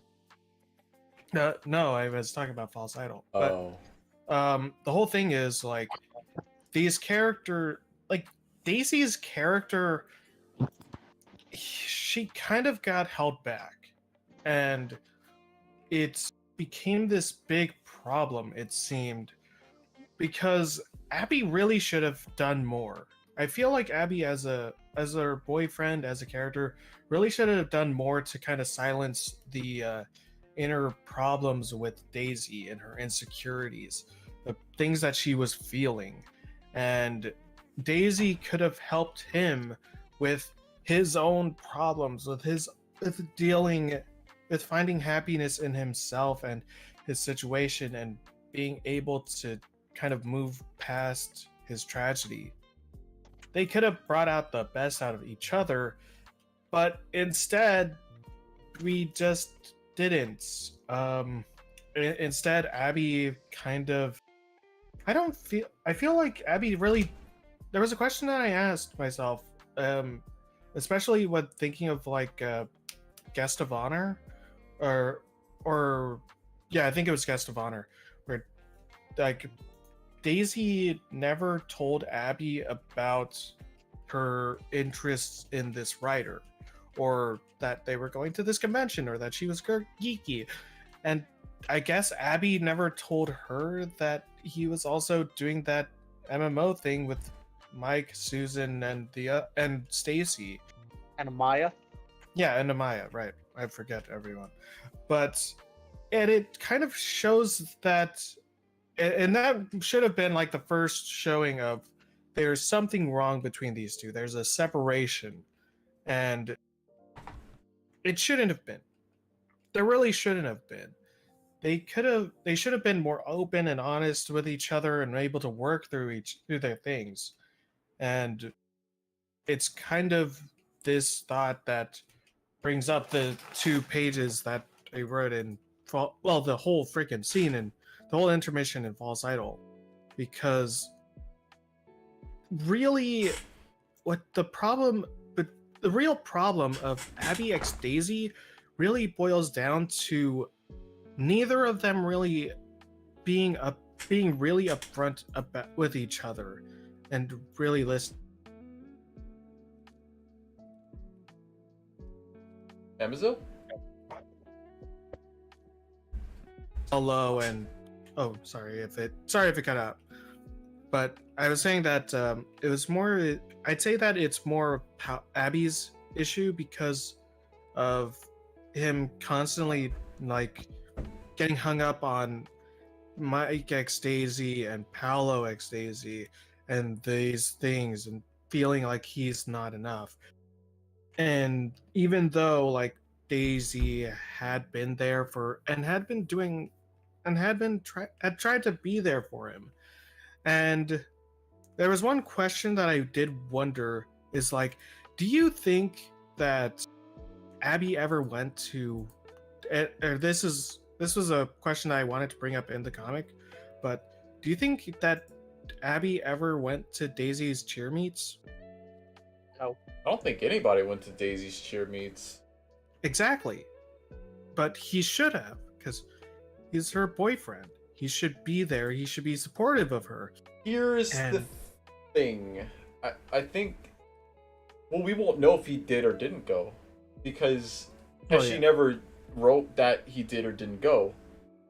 I think this is something that we've talked about a lot before, is that she doesn't write the characters doing things outside of the specific relationship stuff. Like, we don't get enough of the characters doing things that they are interested in that have nothing to do with being in love. You're absolutely right. We should have a whole chapter. One time they did. Wait, what? Up to Bat. We had Up to Bat. That was nice. I mean, if Jasmine's doing the well, kind of. Yeah. There was shipping going on there, but it would be nice to see like a chapter where Daisy's, you know, doing her cheerleading stuff, and I don't know. It would be nice to get those. So, like, a whole chapter about Mike and the gang playing Swordsvale, or a chapter about just a normal shift at Burgertron for Paulo, or how about, okay, we already have a David chapter. If we don't want to do that again. Maya chapter. Yeah, it's just Maya chapter at work or something, or like how does a Maya react to all the things happening to her during all the stuff, like during the day, and she's just sitting there on the sideline like watching it all happen.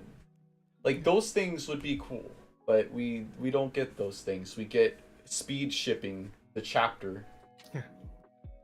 Yeah, but I did want to bring this up because, again, or I want to bring up False Idol because, again, this is kind of like the reverse, because what's nice about the story is that it does exactly what I would have wanted from Abby x Daisy, which is having their relationship be a strong, also Weenie left, but being a good starting point for these two to kind of build off each other and work through their own personal issues and be able to see a better side of themselves in the other person. And I like it, but there is kind of that cynical part that's like, that's not really going to happen. And if that's not going to happen, then that's what False Idol is about. Because what I really wanted to do in this scene is kind of be able to show it. I mentioned it before, like, Slut Daisy is Free Daisy. That's kind of a meme and kind of just true. I want Daisy to be, the whole point of Daisy, like, going after Augustus and saying that she wants to make mistakes for herself, is that she wants to be an independent person. She wants to no longer be held down, and she's tired of people treating her like a princess. She doesn't want to be that anymore. She doesn't want to be. I think in chapter 3 I said the line. If I didn't, then that's on me. But she never. But the problem with Abby was that, or in that relationship, was that Abby treated her like a princess when she wanted to be treated like a woman. She wanted to be treated like a person, like an adult, and she never got that chance. I think Jeb does mention a lot what you're saying here about her being seen as, she wanted to be seen as more as like the little sister, just like the friend. Yeah, that's what I mean. Yeah. That was the part that I latched onto, because I'm like, yeah, that's exactly right. That's a great mentality that's an interesting mentality for Daisy, because it builds a launching pad for doing a lot of things that she can for her character. But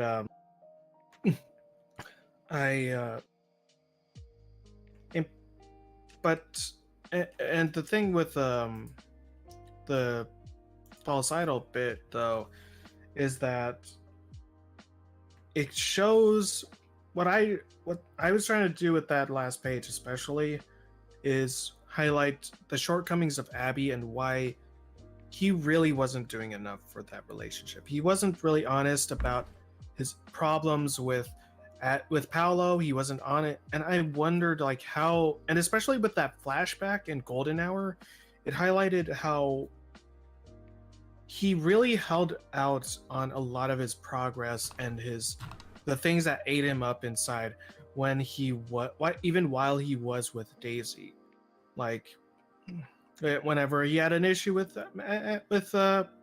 not Abby, with Molly and stuff, like he never brought it up. He's like, oh, don't worry about it. When there was whenever little slights, he's like, oh, don't worry your head, Daisy, it's okay. And I wanted to get into the question of, how does Daisy feel about that? How does that make her feel? Because she's her boy, she's the girlfriend. She's supposed to be there for him, and she's supposed to take care of that. Look upset Yeah. here. Yeah, exactly. Well, there she's like more confused, but I'm like, yeah, but why doesn't that should boil over to her being like, hey, look, why aren't you should not be letting this go up front.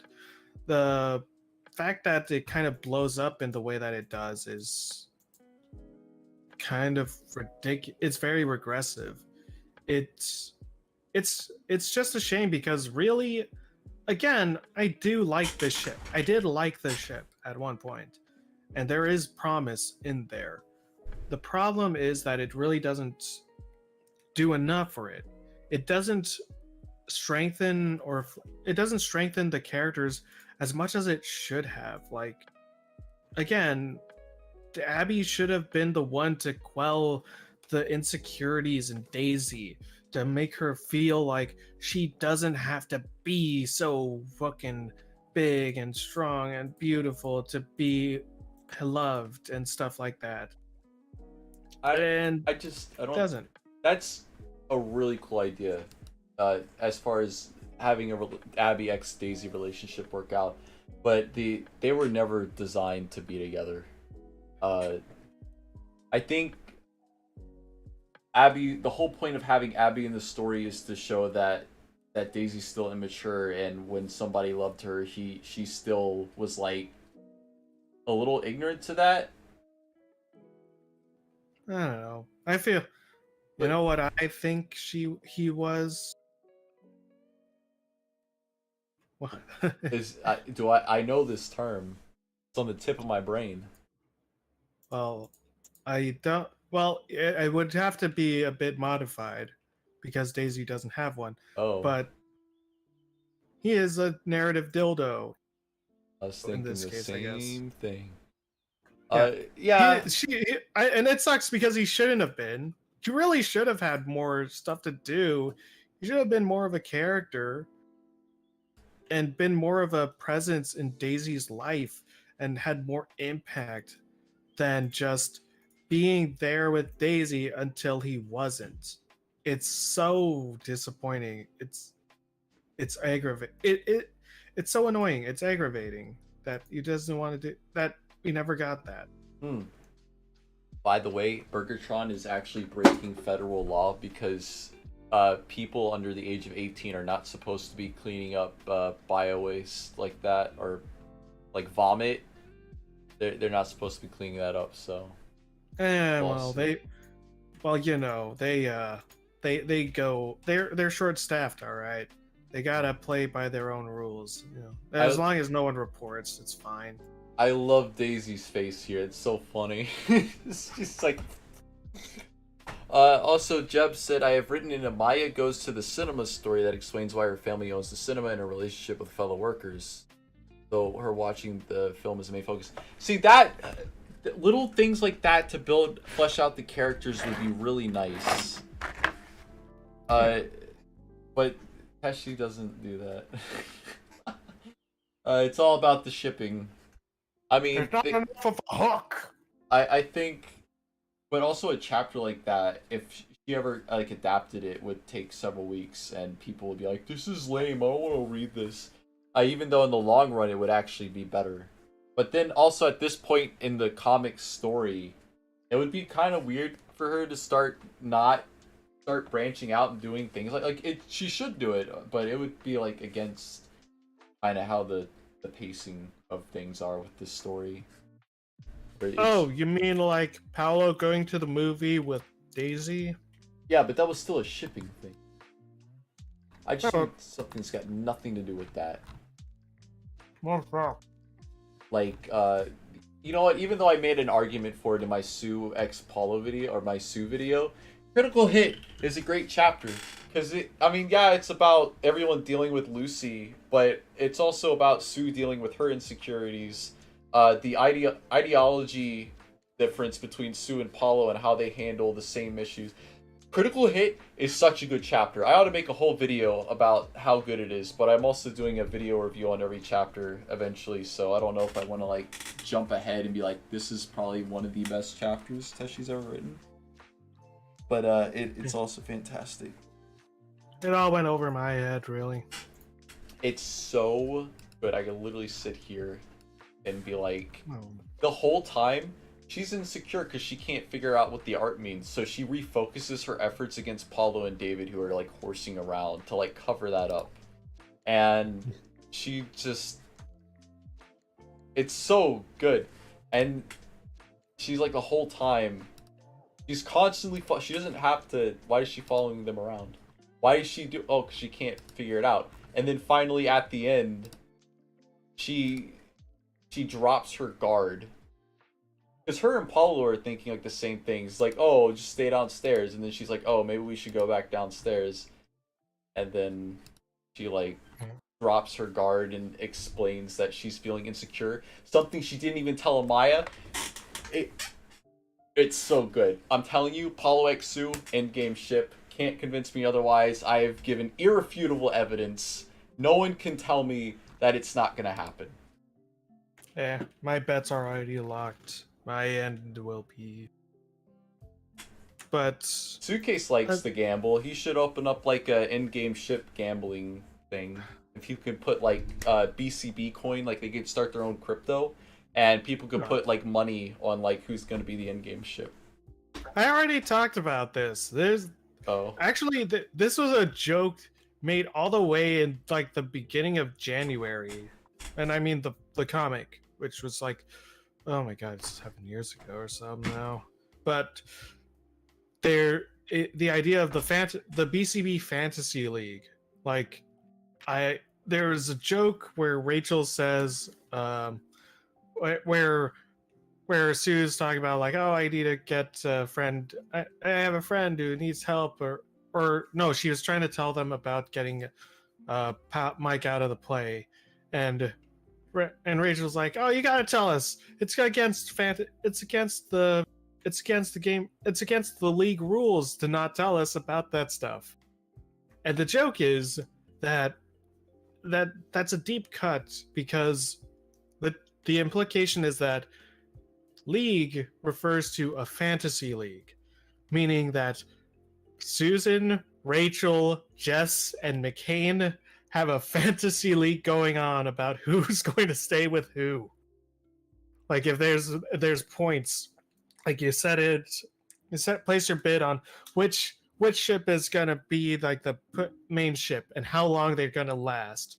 So if like say you place your bet on on like Mike X Lucy, you're like, okay, for every little bit that goes towards that ship happening, you get a point. And for every time that something happens, that your ship like becomes a ship and becomes a thing, you get a point. And so they have to play against that. It's like, oh, you got to do that. And I think that'd be fun. I mentioned this before about a video about the ship race. Like a sports broadcast thing of like, oh, and now they're going head to head. Oh no, look at this. Oh no, Mike just did a Mike thing. Oh boy, and all the people are going wild. By the way, if my ex had slapped me like I wouldn't act like a fucking tool like Abby is, but if my ex had slapped me like that, it would have been over. I'd have been like, no. Oh yeah, I'm surprised I didn't fucking have it. Yeah, as angry as he was with her, and then she fucking slaps him, he should have been like, okay, that's it. I'm out. Like, even though he was That's being not bad. a fuckboy the whole time. Well, the problem is you can't do that because this is a flashback and they're still together. Yeah, Teshi didn't put all the stuff in the comic until later. Until she was like, oh, I should probably put this in here because Paulo has not really been that mean to Abby, so I gotta write Paulo being mean to Abby, but like so mean that it feels out of character for Paulo. Oh yeah, I mentioned this. Fuck, that reminds me. I really should. You know what? Maybe I should fucking I may have to rewrite it, but I kind of do want to go back and record a video for the Golden Hour rant because that one was actually really good. I really like that. But I mentioned that of like, wait, go back. I kind of lost my train of thought. But oh, sorry, I was looking at the page. cats. This one? No, the previous page, the one that you were at before. The one where he gets slapped? That, yeah. That Paolo. I mentioned that in the fucking rant of like, holy shit. Wait, you mean to tell me that Paolo's still there while Abby was yelling at Daisy and he didn't think to just either one, He's like right there. He's like, ah! maybe I shouldn't, or two, come in and fucking take him on and defend Daisy? Well, What is this? I mean, he was at work though. Yeah, but I mean, like, the fact that he's like, oh, they changed his expression. It was a lot more. He was a lot more cartoonish in the sketch, which was the one that I read. But like, wow.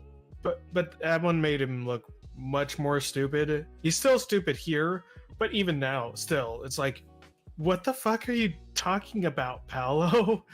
Do you have absolutely no social situational awareness to fucking just don't get involved, to just stay away, just don't fucking talk? Don't you know Paulo is known for doing this, and he always does it every single time.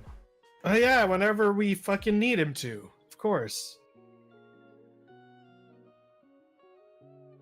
Say there's vomit on table 3, but he's still holding him up, so I don't know what that's about. Well, he's already there. What, is he gonna mop the table? Didn't do that. Yeah, they are arguing really loudly for being in a restaurant. I wonder how everyone else was feeling about this. So they were screaming at each other. Yeah, I know. Again, what the fuck do you mean Paolo didn't fucking... Are you saying Paolo obviously did hear about this, but he just didn't fucking do anything? No, worse, he fucking made it worse. He decided that now's the time to berate him. Like, really, really... Come on, man. Yeah. Come on. Anyway, let's not complain about the comic. You wanted to read your page? Yes. What Probably best to do that start from there. 128. Although, wait, let me. I'll need to actually pull it up on my screen so I can actually read it. But oh shit! Oh yeah, fuck. Right, this is Lucy and Daisy, which means that I'm gonna have to read both of them. Okay. Oh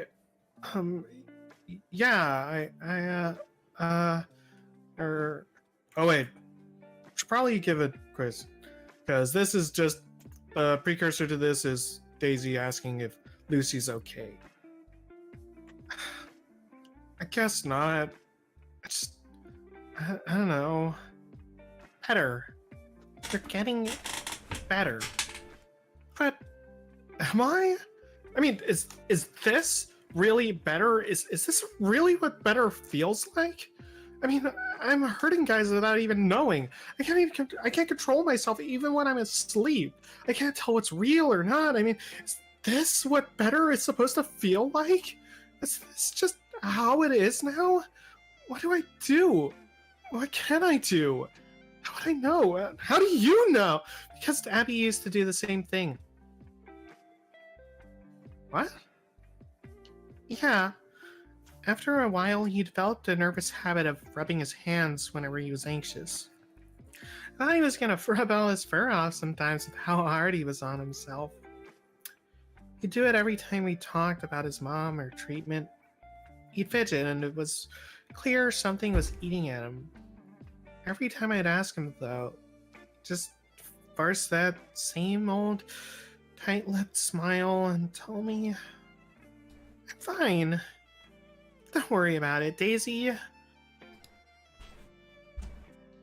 Which, shots. That is a direct shot fired. Typical Abby behavior, too.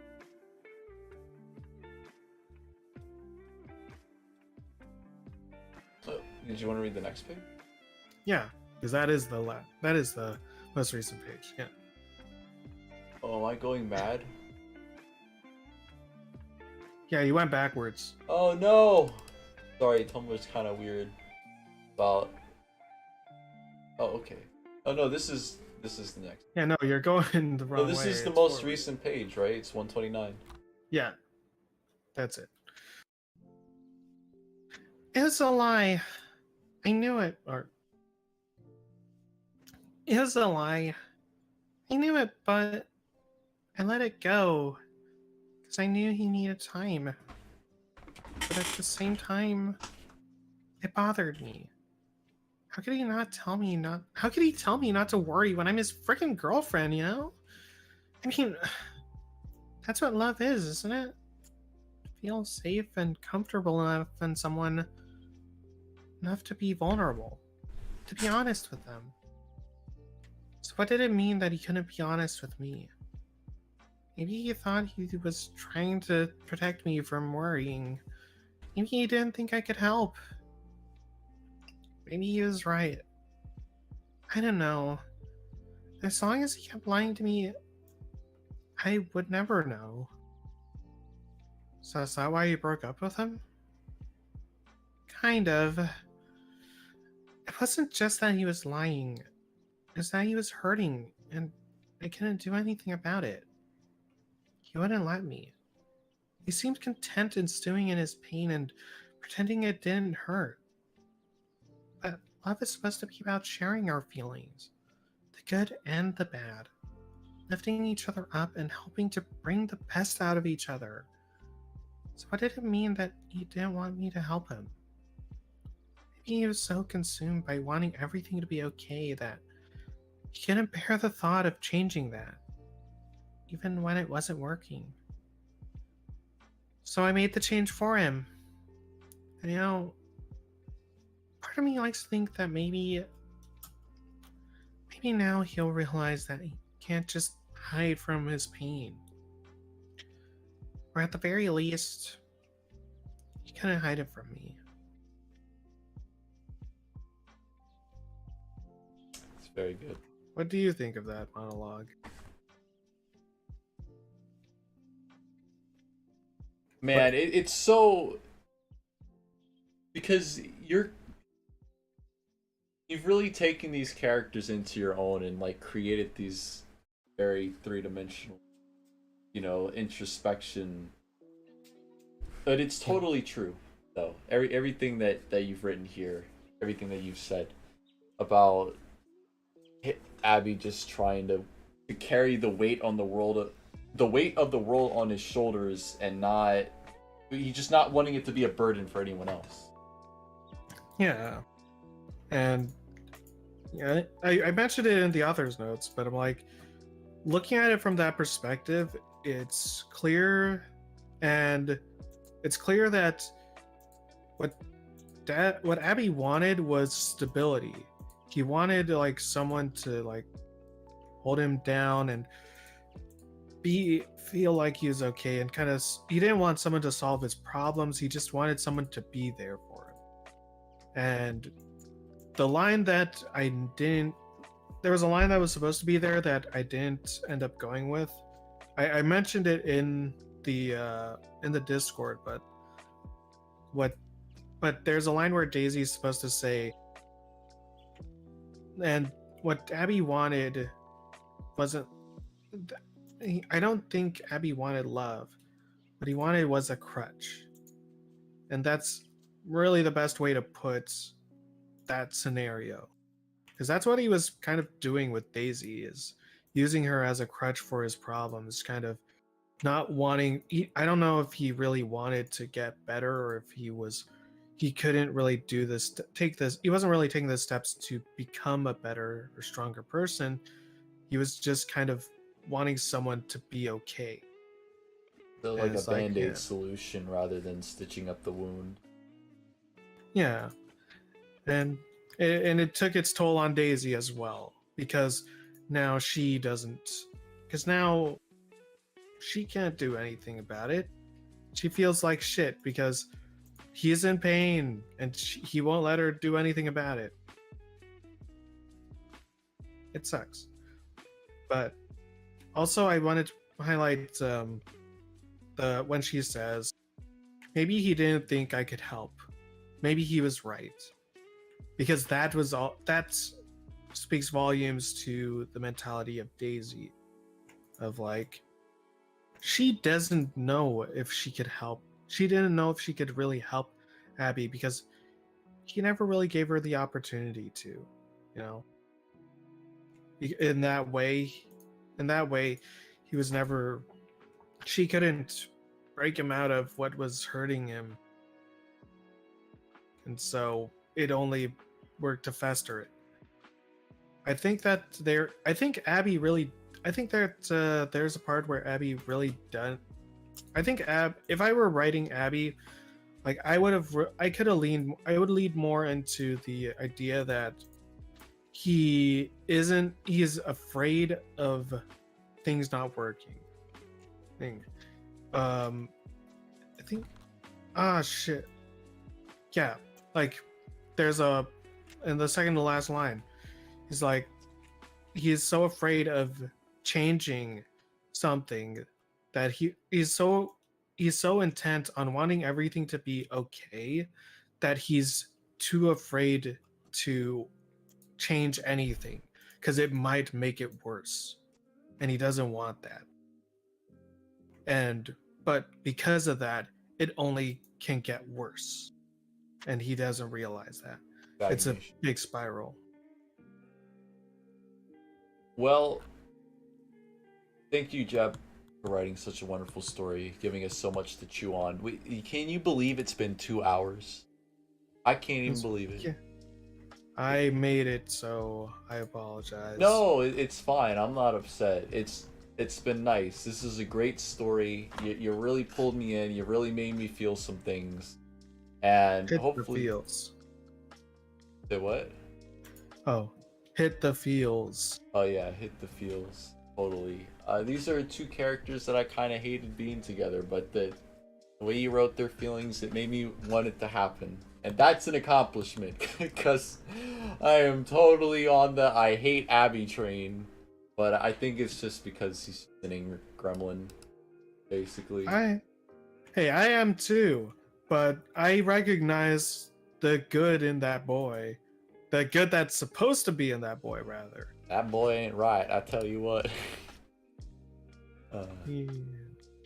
But if you guys haven't read the rest of Jeb's stuff, it's really good. Jeb writes stuff on Archive of Our Own. And you know, Jeb has also written stuff that isn't BCB related. So if you're a fan of Alex Rider, I don't know who that is. Harry Potter. A lot of Harry Potter. Then check it out. And all the other stories. Tears in the Rain is fantastic. That story is so well done that it could be a BCI. The idea is, what if Mike was the one that had the hydrophobia and Lucy wasn't afraid of water? What would that be like? Cool idea. See you next time. Yeah, I guess that's it. Next week, you know what? You guys are gonna get a 27-minute long video all about the 3 different versions of confrontation. That's the big one. That's one that people have been asking for a hot minute, and hopefully you guys enjoy it. I had a lot of fun making it. The segment where I pick apart Alejandro's plan was just a lot of fun to write and record and edit. So yeah, I'm gonna go ahead and end stream. Thank you, Amazil, for showing up. Always a treat. You're welcome. And you guys check out False Idol and January, both are on Tumblr. Really good. If you want to have more BCB stuff to sink your teeth into, that's definitely the place I would recommend going. Anyway, I'm gonna end stream. You guys have a wonderful day. Womp womp.